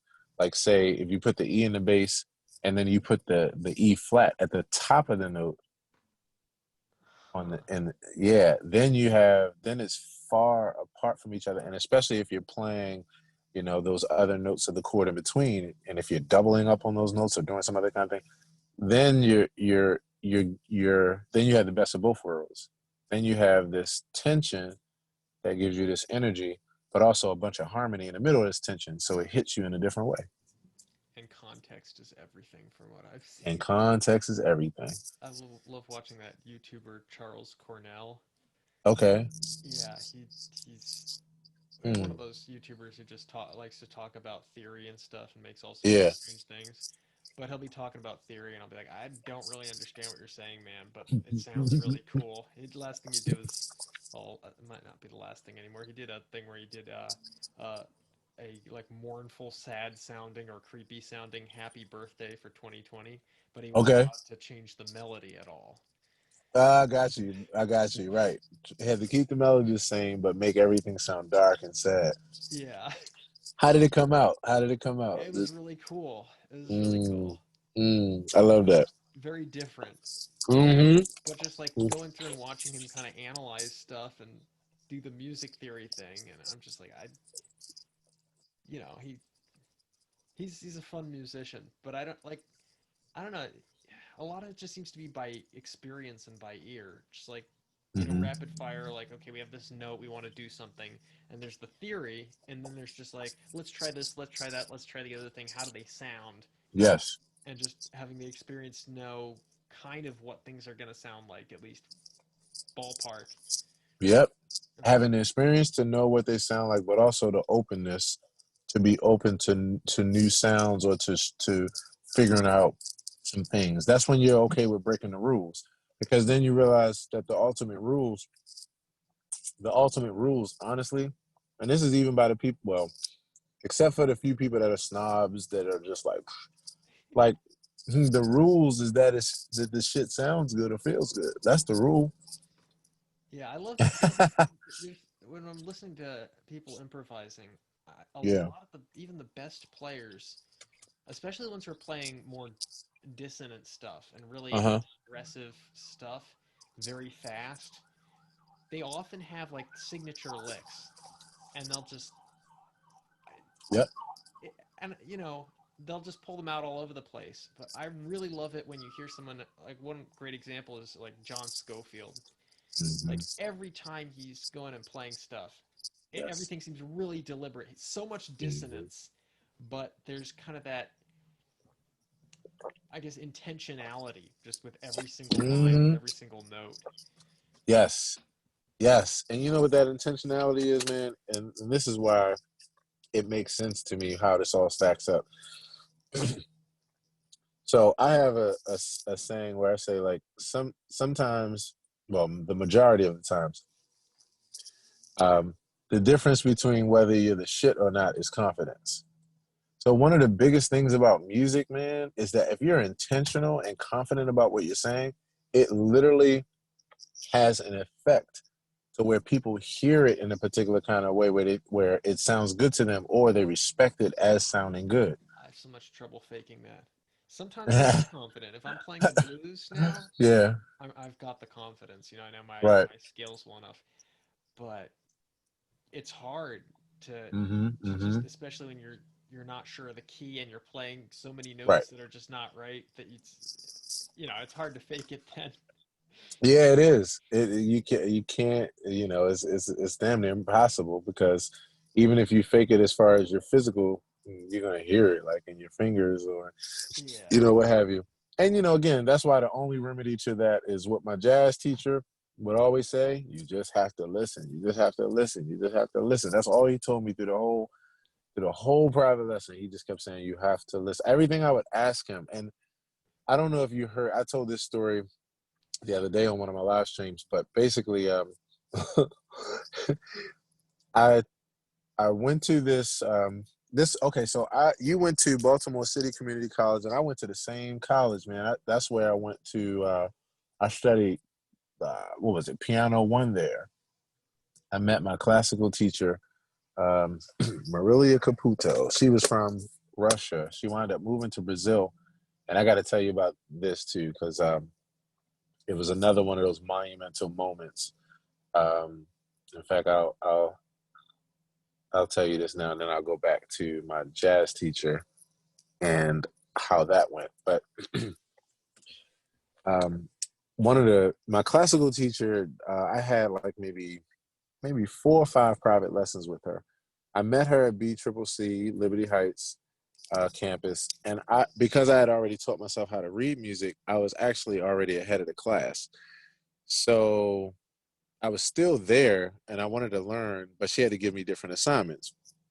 So she would give me different assignments, and then that allowed us to form a relationship. And so I came to her for like a couple lessons. She mostly taught me like proper sitting and how to properly use my body, so that way I was conserving energy and all that kind of stuff. And but one of the last times I went to her, this might have actually been the last time I came in, she gave me this this book that was like seemed like it was kind of thick, and she told me sit on the couch, and then she was just going to play for me, and I just follow along. And she played, man, it had to be all of like I don't know, 15 to 20 pages of music. You know, it was a lot. Amazing, you know, mind blowing. I'm loving it, right? So after she does all that, then I sit at the piano, and then I tell her I want to show her something that I've been learning because I just started studying jazz 251s, and so I'm working with this 3 chord progression, and I started to learn that when you have a D minor chord, I was in the key of C, so it's like when you have a D minor chord, then you can play these few notes, and when you have a G chord, you can play these few notes. When you have a C chord, you can play these, and it was literally like 3 notes. Man, her whole face turned red with excitement, though, right? With excitement. And she was blown away because I basically had opened up a part of her brain, like literally with 2 notes, 2 or 3 notes. It opened up her brain to where she was like, "Wow!" Like I never knew you could. This is amazing. And she sat me on a couch and played 30,000 notes. But what it taught me in that moment was, yeah, this is a whole different aspect of the brain. This is a whole different thing.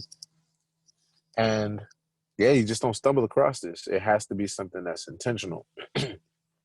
So that was like, that was probably, it was mind blowing to me because I didn't think that I was giving something to her like that. Like I was happy to show her because I was like, look at this is cool. Look what I'm learning. But I had no idea that it was going to be as monumental as it was for Was her. it just like which notes fit over which chords, or Yeah, it was like over that progression. Like I learned that you could play a D or an E or an F, or a G or an A, and you can just play. You can just improvise with those 5 notes. You can make up something. And it was 5 notes. And I remember that taught me a lot because I was like, wow, she just played 50,000 notes. I showed her 5, and I was like, oh, but yeah, it's because this is a whole different aspect of music like she just wasn't exposed to. Um, so my jazz teacher, when I got to him, he was at Catonsville Community College. That's where I went for a couple less for those jazz lessons and the pipe organ lessons. And when I when I went to him, I was already playing. I was a gospel musician. I was already playing, and I knew my theory and I could read. I wanted to understand jazz theory and go deeper as far as jazz theory and harmony and scales and that kind of thing. It was kind of, I really want to say it was where you are right now. Like it was very much that place. So I don't know if I I'm was that trying to. good. What'd you say? I don't know if I'm that good. My problem is like I know a lot of theory academically, and it's not touching my playing yet. It's kind of a Yeah, I step got you. toward trying to integrate it. Right. So, and I guess what I meant, yeah, you're right about that. The similarity I saw was that like I wanted this, I wanted the unlock, like I wanted this next level of unlock of like how to make music on this other level. Um, it was almost the equivalent of being able to just read music. It was a little bit beyond that, but it felt like that. It was like, okay, I know how to read music. Now I'm ready to like take these other possibilities and create some interesting things. So this was like my Mr. Miyagi Karate Kid story because he the first thing he said to me, and I brought him my books and everything. I had the jazz piano book, and I had Jamie Aebersold books, and I brought all these theory books. And I was like, I want you to help me to understand this. And he looked at it, and he was like, I don't, I don't know all of that stuff. And I was like, what do you mean? Oh my God! Like that's the only reason why I'm here. Like I'm here. So but that wasn't the response I gave him though. That I'm just thinking to myself, but I'm still like, okay, well, I still know there's something I can learn. What So I'm do you still moving. have?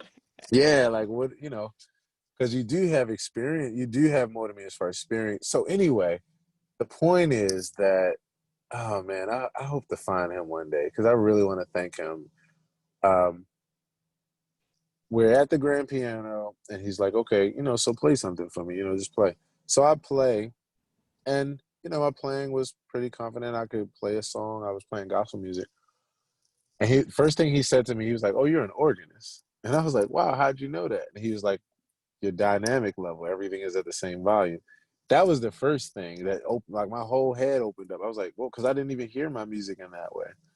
And what he was basically saying made sense because when you're playing the organ, you don't use your fingers to control the volume. As far as how dynamic you hit the key, it's not like a piano. You use your foot. You have a volume pedal. So that was the first lesson because it automatically gave me new perspective. Like it literally opened up. I That's was like, "Whoa, huge. yeah!" Like my brain shifted, and then all of a sudden I could hear what he was talking about, and it was wild because, and that's why again another reason why I keep taking this, or why I'm talking this type of experiential approach, because what happened was that was there the whole time. Like it was literally just perspective. Have you ever heard of that tribe? I think it's like an African tribe. They don't see the color blue. They don't have a concept of the color blue, so they don't see it. But they have like 70 shades of green that to our eyes look all the same. Yeah, I so it's didn't like hear it's about that. I think I might have heard about it briefly. mm, It sounds bizarre, but like I mean, right. yeah, it's like, huh? Yeah, perspective, man, perception. Yeah, Yeah, like if you aren't aware of something, there are sometimes when it literally doesn't exist to you because you're just not aware of it. So long story short, just saying that to say, when he said that, just him pointing that out was like, and then I heard it, and then I learned it, and I didn't even have to study it. It was right there. I just needed to experience it. So that was the first lesson. But then after that, like I said, he was like, I don't know all these theories. Like I don't know all these different modes and scales and everything. He said, he's like, but I know the blues. And he's like, so let's work. And so I was like, okay, cool. And man, whew, he played like a G blues, and it was real simple. It wasn't even. It was Ray Charles like. It was very simple. It wasn't. And the feeling that I felt. Oh man, I remember that feeling like it was yesterday. I felt it. I felt that shit in my heart, and it showed me that like, wow, I'm thinking that I'll be better and sound better if I learn more of all this complex theory. And while yes, it does add to my toolbox, so that's cool, and that's a great thing. He just opened up my mind to a whole different part of this equation that actually is even more significant, which it's more so about the feeling and emotion. You could take something that's a couple notes, and it doesn't even have to be super deep theory, and it's amazing, you yeah. know. It's like that's why people play music and why people listen to it. And it's really cool to hear all Mhm. the musical pyrotechnics and stuff. And it's like, whoa, what the heck is that's awesome? And then you get bored of it after a while. But Right. there's some stuff you just keep going back to again and again and again. That's it. And to me, the stuff that we most go back to again and again and again is the stuff that just is made from the heart and feels good. Because nobody is listening to music for theory. You know, we're listening to it for the experience, and it just so happens that as you and I, like as people who are into music from the playing side, you know, the theory goes into making it have some kind of structure or recognizable structure. Um, but yeah, he taught me the biggest lesson ever because coming through that class, I had to stop bringing my book because there was no sense in bringing the books that I was bringing. Like that wasn't what we were studying. That's not what he knew. But he helped me to understand that he added dimension to my playing and dimension to to my music. And so he used to always say, when I would ask him, like, how do you learn this? How did you get it? Because I'm looking for it through the theory. He was like, you just have to listen. He literally would say over and over to me That's in not what you his, wanted to hear, is it? well, here's the thing, man. It's wild because, and this is where I applaud myself and I applaud my mother really, because, being raised by a school teacher, she helped me to keep an open mind, and a mind that's always looking to learn. And it was like, that's not what I thought I would hear, but I still was like, well, I am the one that's here as a student trying to figure it out. You are the one hired as a teacher. So it's obvious that there's some things that that I don't know. So that's not what I was expecting to hear, but I'm open to what you have to say because I don't know the way. I'm looking for someone to show me the way. And yeah, so he would tell me people to listen to for this, and every time I would ask him a question, he would just say, you just have to listen. You have to listen. And I was like, and I got it. I would listen. I would go back. I would listen. And then I started to hear it. Because then it was like there's a lot of stuff as far as music that can't be explained in theory terms. Like a lot of the stuff that you like most, you're gonna find that there is no theory, like it doesn't fit in traditional theory because it just feels good and it makes sense. My homeboy used to say, and he still says, in fact, it's like his number one saying about music. He's like, there's only two types of music. It's just good music and bad music. It's just music that speaks to you and music that doesn't. um, so at the end of that jazz class, I my outro song was a song called "Hymn to Freedom," and it's an Oscar Peterson tune. And he chose that for me because it had a gospel hymn like flavor to it, and it was everything that he was teaching me about the feeling of the stuff that I was trying to learn as far as theory. And I walked away from that class. And the reason why I said it was like the Mr. Miyagi thing was because it was like wax on, wax off. Like I was like, okay, I don't know why I'm waxing, but in essence, you must know why. And so, okay, I'll keep going. Now, my pipe organ, that was, as you can probably imagine, that was completely the opposite. But I do have to say that my teacher, I let him hear some of the stuff that I was doing, and he actually respected it and appreciated it, and he would try to push me towards thinking outside the box with pipe organ. He didn't know how to do it, but he was just like, you should, like. But his approach was just, I mean, it was very rigid. It was very, we were just reading music. But I still, even in reading it, I still would focus on the feeling of it. I feel Yeah, like I the was. feeling's different on the pipe organ, just with everything being more, I guess, in some ways static. Although you've got the volume pedal, I guess, but it's a lot more. Man, I heard one in person for the first time. A friend of mine started learning, Mm-hmm. and I think he's taken a few lessons here and there from someone, but he's mostly just learning on his own. Mm-hmm. Found Oh, a okay. church with the pipe organ that's willing to let him, go in and practice, and just it's an amazing instrument, just a wall of sound. Yeah, it is, man. I mean, it's a lot of power. It's a lot of power under your fingertips, man. A lot of power under your body. I mean, like, and it's like a living, breathing instrument.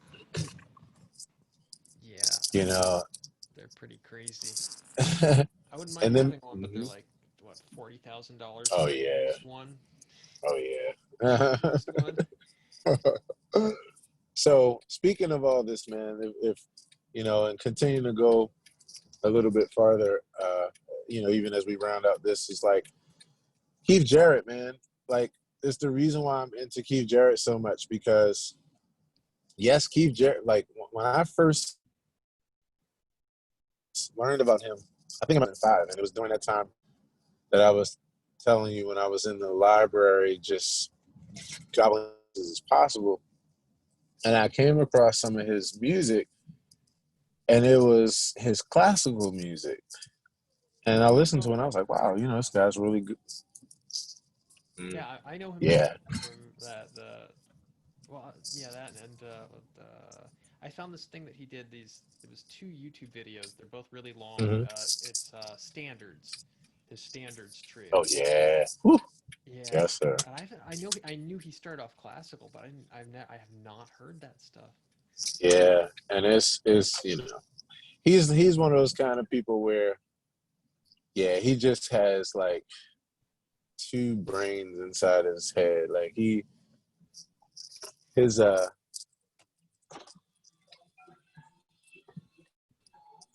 his his classical side is like bonkers, and then but he sounds like when you listen to his classical, it it just like you don't really imagine him playing jazz the way that he does because of just how much it takes to play classical on that level. And Yeah, but like he's just I've never seen anyone more into right. the music than him. Right. Direct connection and just like, Yes. yeah, it's just awe-inspiring. Yeah, man. So he at that point in 2005 when I was got acquainted with his classical music, I thought he was great, but I didn't I didn't continue to pursue his music. I didn't know that he also played jazz. Like I didn't know any of that. And I ran into his music, you know, some years later. And really I really want to say honestly, it's only been like the last maybe 3 years, maybe 2 years. I'll say three to be on the safe side. Like it's only been really like the last 3 years where he's gone to like my top. And it's not because anything was wrong with him. It's just in the last 3 years, my appreciation has grown for him. And I started understanding his artistry at a more deep level. And so, of course, then there's the famous Keith Jarrett grunts and groans, right? Yeah, And the reason why I even bring it up that way, man, is because I really feel like hinged on a lot of what we talked about today and what I keep hinting on or harping on as far as the experiential aspect. It's really back to that again. Like I didn't understand his moans at first, and I thought it was extra. You know, I just didn't understand it. But then, in continuing to listen to him and listen to his music and listen to the experience he was having, and even how it was translating through that and through his body expression, I started to really understand it. Like really understand it. Like to the point where when I play now, it comes out of me that way, and in the same way. Like I'm like it's like I'm channeling him at times, but it's because I really do understand it. There's times when he might do something vocally, and it actually is perfect because it makes the perfect space in the music. Like it makes the phrases that he's playing, you know, perfectly spaced. And that's a whole other topic too, because that's one thing about playing when or singing when you play or singing along with records and that kind of thing is that you learn this is one way to really be musical because you learn how to speak in a conversational kind of way, like where you are going to take normal breaths and have that normal space. And people, because music is just it's communication, it's language like we already have, just without the words when it's an instrument, but it's the same emotions and everything that we already communicate and experience. Um, because that's the case, people you hear it that way when a person is speaking that or soloing that way on an instrument. Like you hear it and it resonates with you a lot of times because it has that human like tone and pacing to it. That's the best way to put it. yeah, I love Um, hearing that in a solo. That just kind of talking lines. yeah. Yeah, so there's a lot of people that really don't like Keith Jarrett's, vocal piece, and I can understand it. Um, but it's just that it's like everything else as far as music. I just appreciate it because I feel like I understand it actually. The first time I heard, it, I was like, "What the heck is that?" You know, Right. why is he doing that? Yeah. And it's yeah, you gotta learn to kind of accept it.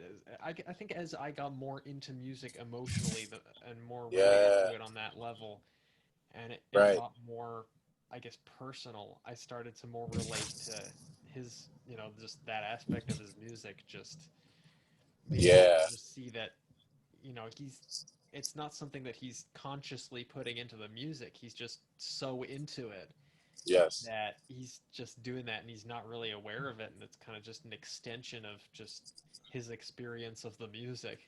Exactly. And here's the wild part. It's an extension of it. Foundation. Well, it's interesting though because it's in my opinion it's actually like it's foundational. It's just that the instrument is where it's coming out. So for instance, like in my experience of singing as I play, what I realized is that at first it was doing it in order to try to sing along with what I was playing. So I was playing and then I was trying to match it with my voice. But then what started happening after I was doing that and then I just kept getting into it. Now it happens the reverse. It's actually that I'm I'm hearing the ideas first and You're singing then along it's with the coming. keyboard. Yeah. Oh, the keyboard is singing. It's almost like the keyboard is singing along.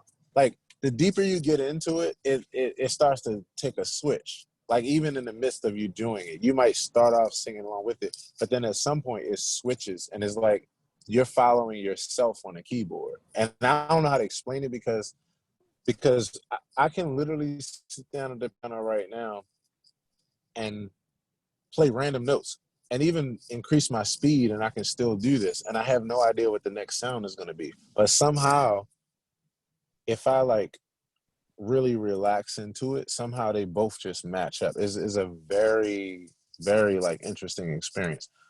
Um, so anyway, and I actually feel like I know one key to why that happens too. And it has something to do with what I learned about psychology, where like how many times our brain makes a decision and we move into an action a split second before the awareness comes that the decision has been made. Is an interesting thing. But anyway, I'm going off on a tangent. This is how I go, man. This is how I go. But yeah, I just wanted to say that to just say that Keith, like you said, and that's how he resonates with me. He's so deep into the experience of the music. There was one thing I wanted to tell you about in this singing thing that really stuck out to me as far as a Keith experience. So I don't know if you've heard his, I don't know if you heard the trio's take of the song "I Thought About You," the jazz standard. They have, but I watched both of the things that are on YouTube, both the standard Right, trio. So there's a bunch of different things back to back, and they don't right. announce the song. So I might have heard it, but I don't necessarily know. I'll I'll send it to you as an individual video. There's there's a point in his solo where he's playing a pattern in his right hand. It's like a descending pattern, and it's a descending, like repeated phrase, but just moving to new notes. But you hear the same repeating, like shape, the repeating pattern. And I could hear the pattern that he was doing. And at some point, his fingers got like kind of jammed up. So he ripped off like a couple of them, and then he got stuck. And when he got stuck, he let out like this. He let out like this long like murmur, like ah, and then he did this other like he then he launched into this other phrase that was, I mean, it was mind blowing because I knew what he was doing theory wise. I could just hear it in that same way I was telling you about when I was telling you about the pie thing, it was like he was playing so fast that I couldn't hear the individual notes, but I could the overall. I was like, oh, that's a sus scale. I could just hear I could sense the quality, like I could smell a pie, and know without having to smell all the individual ingredients that made up the pie. And the phrase was like it was like literally mind blowing. Like it was such an amazing idea. And the only reason why he came up with that idea was because it was a response in the moment. Like it was just him responding to him tripping up. And one of the things that I noticed about I do this, I was telling my buddy Clarence, he does this a lot, where it's almost like the best inspirational moments come out of that. But that makes sense to me because of something that I don't know if any other demographic does this, but you know, in the African American demographic, there's like this funny little thing that we'll do at times where if somebody's walking and they trip, they just like literally trip over something on a sidewalk or trip over their foot or something like that. If they catch themselves, they'll turn it into like a dance. And so it's a funny little way of being like, yeah, I did trip. But then you turn it into a dance, and then everybody laughs about the fact that you caught this moment and you turn it into something else. And that's why I look at this whole journey of like improvisational music. It's just like life, man. It really is. You go with as much knowledge as you have, as much theory as you have, but you feel your way, through to learn to, in the areas where you're unsure and where you're trying to learn. The only way to be you have to expose yourself. You have to go out there and you can learn the streets and know that like that's where your education comes from, and that's where the best education comes from. Yeah, I do have to get out there at some point and start playing more. I play a little bit out Yeah, around, but right. yeah, oh Yeah, man, that's a big key, bro. That's a big, big key. Because, yeah, some of the stuff you'll find is just, but I know that the tough part is, and this is why I understand this phase, because it's like that in between pace, right? It's like, you know that you need to get out there more, but in order to get out there more, you need to feel more confident. It says, but then well, in order to feel confident, you gotta get, you I gotta guess get out it depends because I mean there. I'm getting out there occasionally. I have a friend Yeah. who plays gypsy jazz mostly and some swing, Mm, and so I'll go out and play with him sometimes. We've had a few gigs. right. We've actually played it a bunch of times. Occasionally, I'll just go out somewhere outside and just play music. Yeah. Yeah. Yeah. Yeah. And that stuff I'm not equipped for it theoretically, but Right. I've been messing with it, and I've gotten to the point where I can actually play stuff to some extent, Right. and I'm confident enough in that even though I'm not where I want to be, I can perform. Right. Um, but yeah, there's all sorts of different kinds. Like I can go out and play traditional Irish music. That's fine. Yeah. Uh, But that's not really what you're looking for as far as where you're trying to like really I grow. want to be able to play solos over really cool chord progressions that are doing interesting things and skip Yeah. way out, like play Hmm. all kinds of stuff, you know? Yeah. Yeah. I feel you. Yeah, I definitely feel you. So yeah, man, I would really say one of the resources that helped me a lot with improvisation that started making me feel like okay, now I have something to say.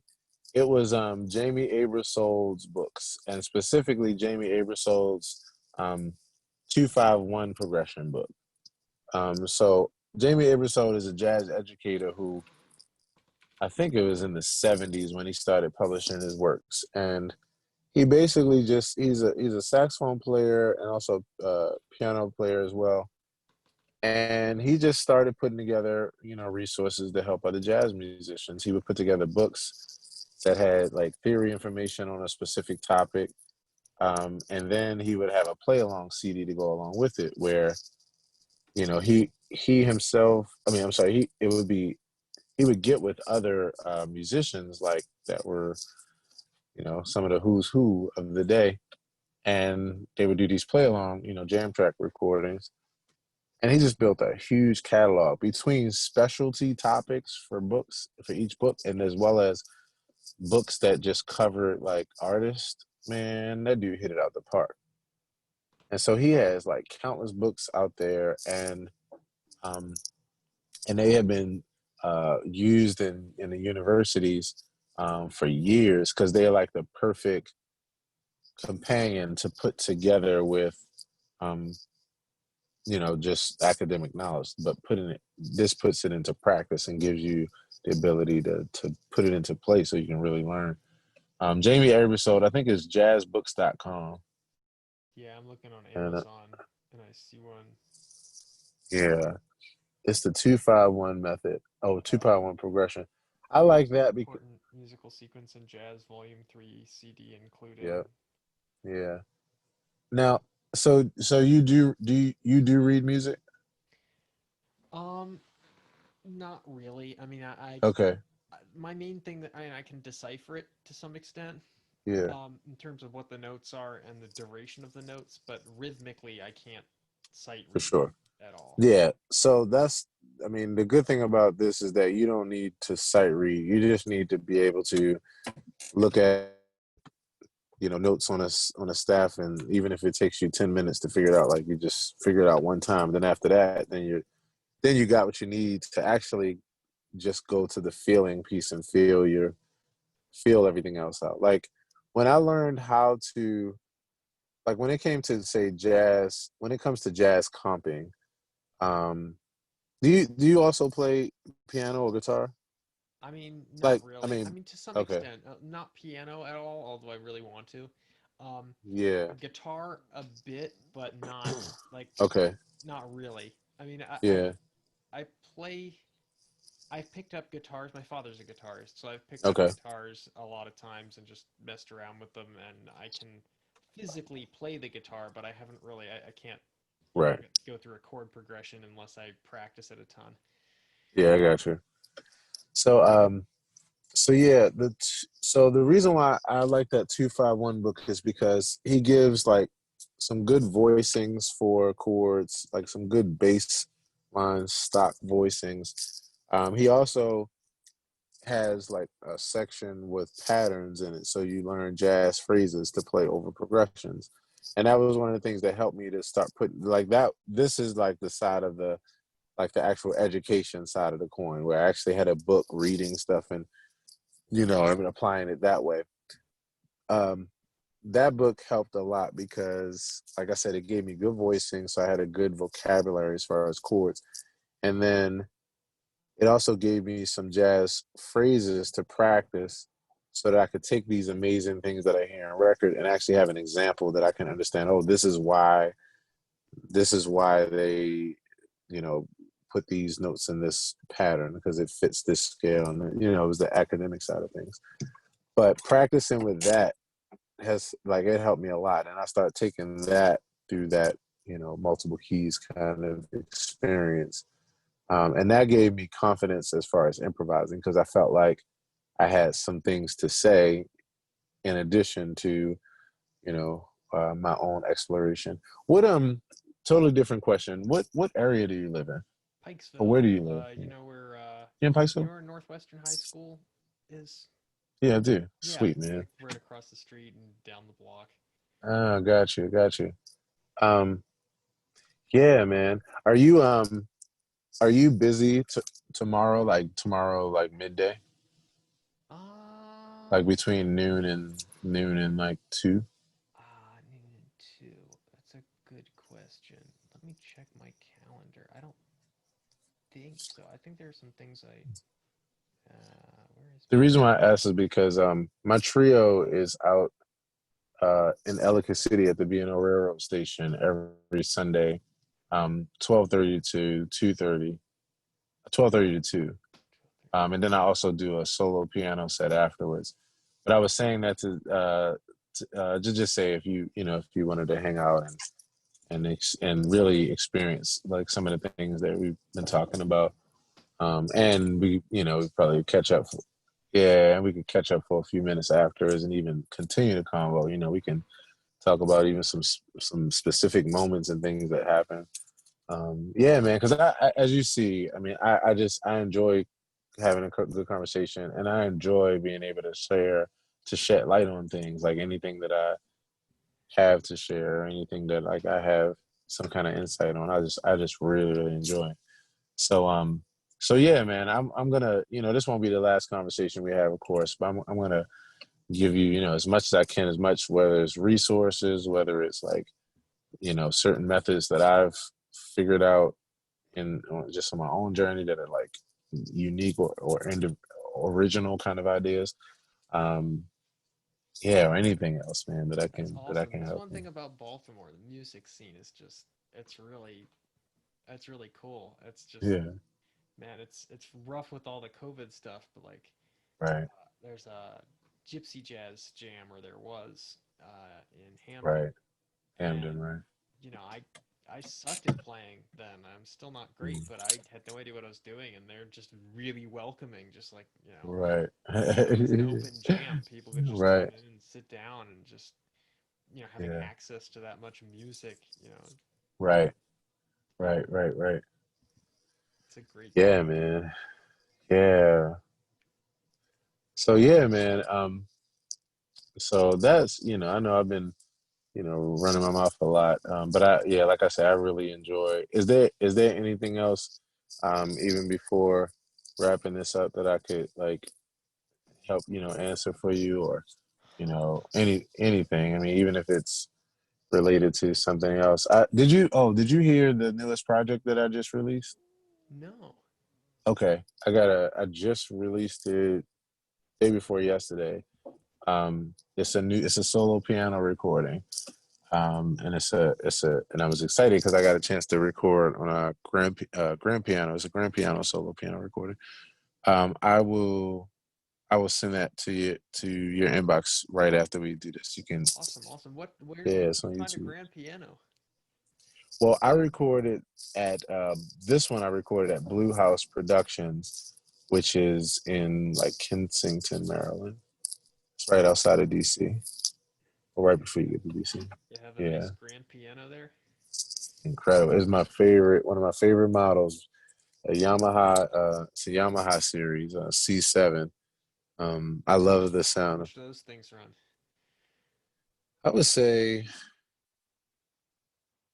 this one was a 6 foot baby grand, so I really want to say it probably runs like between 8 and 9 thousand, That's not more than likely. bad. That's not Yeah, no. bad. Oh yeah, no, not for this. I agree. I I was definitely agree. expecting it to be like, 130,000 or Oh something hell crazy no. like that. No, that's well, you probably have some other prestigious pianos, but there's one piano that I know that's like up there like that. Damn, what is the oh shit, now the name leaves me. It'll come back to me the next time we talk, because uh it's a There's Baltimore maker, in Steinway fact. is I know Steinway used to Yeah, be, that's yeah, and there's the Bosendorf. Bosendorfer. Yeah, Bosendorfer. Yeah. Um, but yeah, man. So yeah, I released a new project. This again, this will be like, you know further conversation for us, because this when I first start off this particular album that you hear, the whole first piece, I have maybe three complete improvisations in there. Like, I'm improvising in the whole recording, but three like complete improvisations, like where I'm literally just making it all up in the moment on the spot.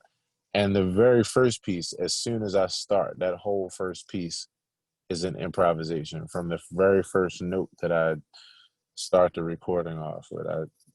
I just pressed the note. I didn't know what I was going to play. So, and you'll see the titles on the screen, so you'll see where it switches to be able to see like how it's changing. But yeah, I would love for you to hear this, and I would love to hear like what you how you see it, how you experience it, like, how it speaks to you, or yeah. To me, Curious. to me personally, that is the highest form of music where you just sit Mm, down and there's nothing planned and it's just yeah, everything that you know about music, everything you've experienced, just Right. right there, and you don't have a plan, you just go into it, Yeah. Yeah. just see I what agree. you. Man, I could not agree more. I'm gonna tell you the biggest part of that process though, and this is why I say it reminds me so much about life. Because, every time we get on the road to drive, man, it's probably the most riskiest thing we could ever do. Like we're literally driving next feet away from oncoming traffic, and unfortunately at times things happen. But for the most part, we don't think about that way. We think about the success. So we're gonna be like we're in a different mindset. So there's this different level of just trusting, like literally just being like everything will be all right. Like and I'm just moving forward with that. And it's interesting because that's really like the biggest part of that equation. Is it's a level of trust. It's like you bring everything that you know to the table, but you also trust that no matter what, everything is going to be all right. Yeah, there's a level And of confidence that you it have. is. Oh, it's huge. Yeah, it's a high level of confidence. I used to have terrible stage fright, and I still do for speaking, Yeah, and sometimes for playing to some extent, but when it comes to playing, like especially for Irish music, yeah, um, I feel like people are gonna know that I'm good, even if I suck. You know, yeah, just yeah, the yeah, years spent yeah, playing come yeah. across, and That's people it. are like, "Dang, that guy's messing up, but he's really good." Yeah, man. I'm telling you, the confidence it changes everything. And I'm telling you, it's there's a lot of times where musically you can not know what you're doing, or you can be making a mistake, but if you make it confidently, it's just experienced as something completely different. I had a On Wednesday I was playing the jazz standard Misty, and I was playing along with this play along track that I use, but it's a brand new track, and I haven't even figured out like the outro. They do some kind of creative movement. I haven't even figured it out, and I could figure it out. I just been on the go, and I just haven't even been thinking about it. But I was like, I want to play to this track today, so I knew when it got to the end of it, I wasn't going to know the chords, but it didn't matter though, because and it was the best of both worlds. Number one, I know how to make it through any chord because of common tones. And so I know like certain tones you can play that fit every chord that you're about to move through. You have a high chance of it definitely making it through, where on the other side, people hear the quality, of the chord. Um, but then besides that, I just knew that it didn't matter, because as long as it didn't sound like I was making a mistake, like the people would accept it as creativity, and so that's what I did. I made it a creative moment, as I do all the time. Some creativity is not intentional. Right, right, right, man. So it's interesting, but like I said, it's no different in life, because we wake up every day with a plan to do certain things, but there's so many other things that happen that we have to then we navigate around to keep things going. And that's what we know life to be. So when it happens, like, we just keep it moving. We don't even stop and let it hold us up. So, and my mentor, that was one of the biggest things that he gave to me, in addition to teaching me music and music theory and that kind of thing. He used to always say, you have to learn about situational variables. He's like, all that I'm teaching you, it it makes sense from a theory perspective, but then there's going to be times where you sit down and something else is going to, like, the keyboard is going to be missing a key, or it's going to be hot, or it's going to be really cold, or you're going to have something else on your mind, like, that's distracting you, and you have to know how to continue the process even through that, and not let it let it impede on the music. um and yeah, what he was teaching me was really what we do in everyday life. We do it every day. So yeah, man, it's so much to it, man, but I'm so happy to have this convo. And yeah, man, I'm really looking forward to continuing to chop it up, man, Yeah, and awesome. share any Really way cool I to can. talk to you too. You definitely had just wealth of ideas and just Mm, knowledge and just you're really into thanks, bro. music, which is the best thing, you know. Yeah, man. It's I just appreciate it, man. Thank you. And of I'm course gonna, anytime. yeah, no doubt. So yeah, I'm gonna send you the album that I just recorded. I'm gonna drop that to you first. I'll also send you the information for tomorrow in case in case you have a second and you're interested in coming out. And there was something else I was supposed to be sending you. I'll go back and hear it in this We'll figure it out. conversation. Yeah, man. All right, But awesome. cool, man. Yeah, man. Thanks for even asking and for the inquiry, man. Because as you see, I could share some things, man, to shed some light on things for you. Yeah, it's really cool. I wonderful to hear all that stuff and just like really get some different ideas about music and just yeah, it really helps me, figure my way through what I need to do next, what I need to be working on, just different Hmm. ways of seeing everything and just hearing about someone else's experience, going through that Right. lifelong journey of just trying to figure out what do we want to do, how do we want to do it, what's the point Hmm. of it all, Right. and Right. Right. yeah, and yeah, to me, just music is it. Music is there's something meaningful about it that I just don't really understand, but Well, the it thing goes for about me. it is, yeah, that's what I was gonna say. That's the understanding of it right there, man.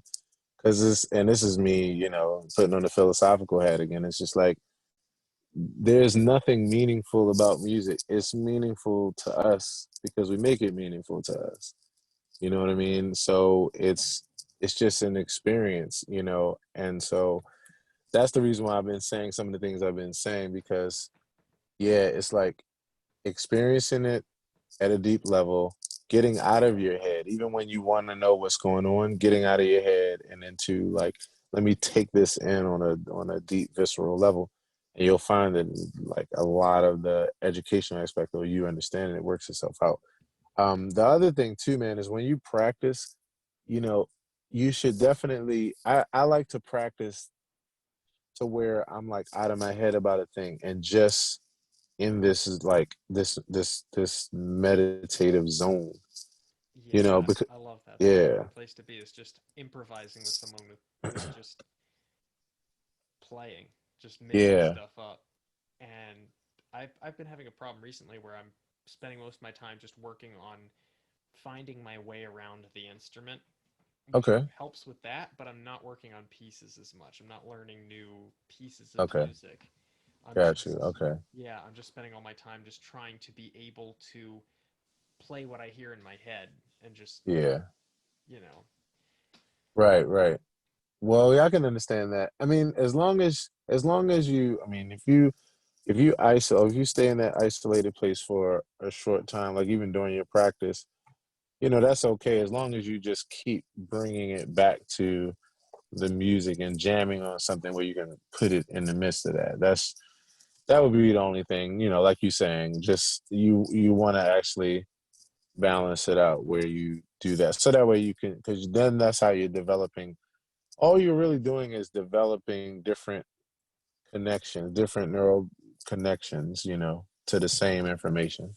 yeah, That's really all you're doing. And so that's why I believe so much in that. My practice, I have a concept called In the Shed, and I actually started a YouTube show around it. And I'll send you something from there too, so you can see that. And it's just like it's me getting into my zone that I'm telling you about, this zone of transposing things and looping things until like they just are second nature to me. Um, Allowing myself to just completely explore in this practice space so I can find my sound and find what I want to hear and what I want to play. That's different than, or it contains the information I have, but it's my own, version of it. Trying out everything. It's a lot in that space. So yeah, man. Well, cool, bro. Well, I'll let you get going, man. Yeah, great convo, man, and I definitely look forward to catching up really soon, bro. all right. hopefully I'll see you tomorrow. If I'm doing something else, then hopefully I'll see you on Wednesday if it's not too cold. Right, right. I've Yeah, right. yeah, That's right. You could be in Pikes. yeah. Last time I was out on a jog with a friend and we were going around that area. It's not too Yeah, far. right. Doing our like 5 point something mile loop. Nice, It's, nice, we nice. love it. We stopped and listened to you some, did some stretching. Yeah, Yeah, it's man. really Thanks. nice music to stretch to. Yeah, man. I appreciate it, man. Man, it's such a pleasure, man. And this is why I do this, man, because I love bringing good vibes to people and meeting new people. So on that Yeah, tip, bro, man, have a great night. Yeah, I'll send you all the things that I said, and yeah. yeah, I'll we'll do catch the up soon, same. man. Yeah, great to meet you, sort of in person, face to Right. face. Hopefully, I'll actually meet you in person. Hopefully, Yeah, sometime this week. yeah, man. Sounds good, man. All right, Have well, a have a great great night. night, man. You too, bro. All Thanks. right, now. Peace.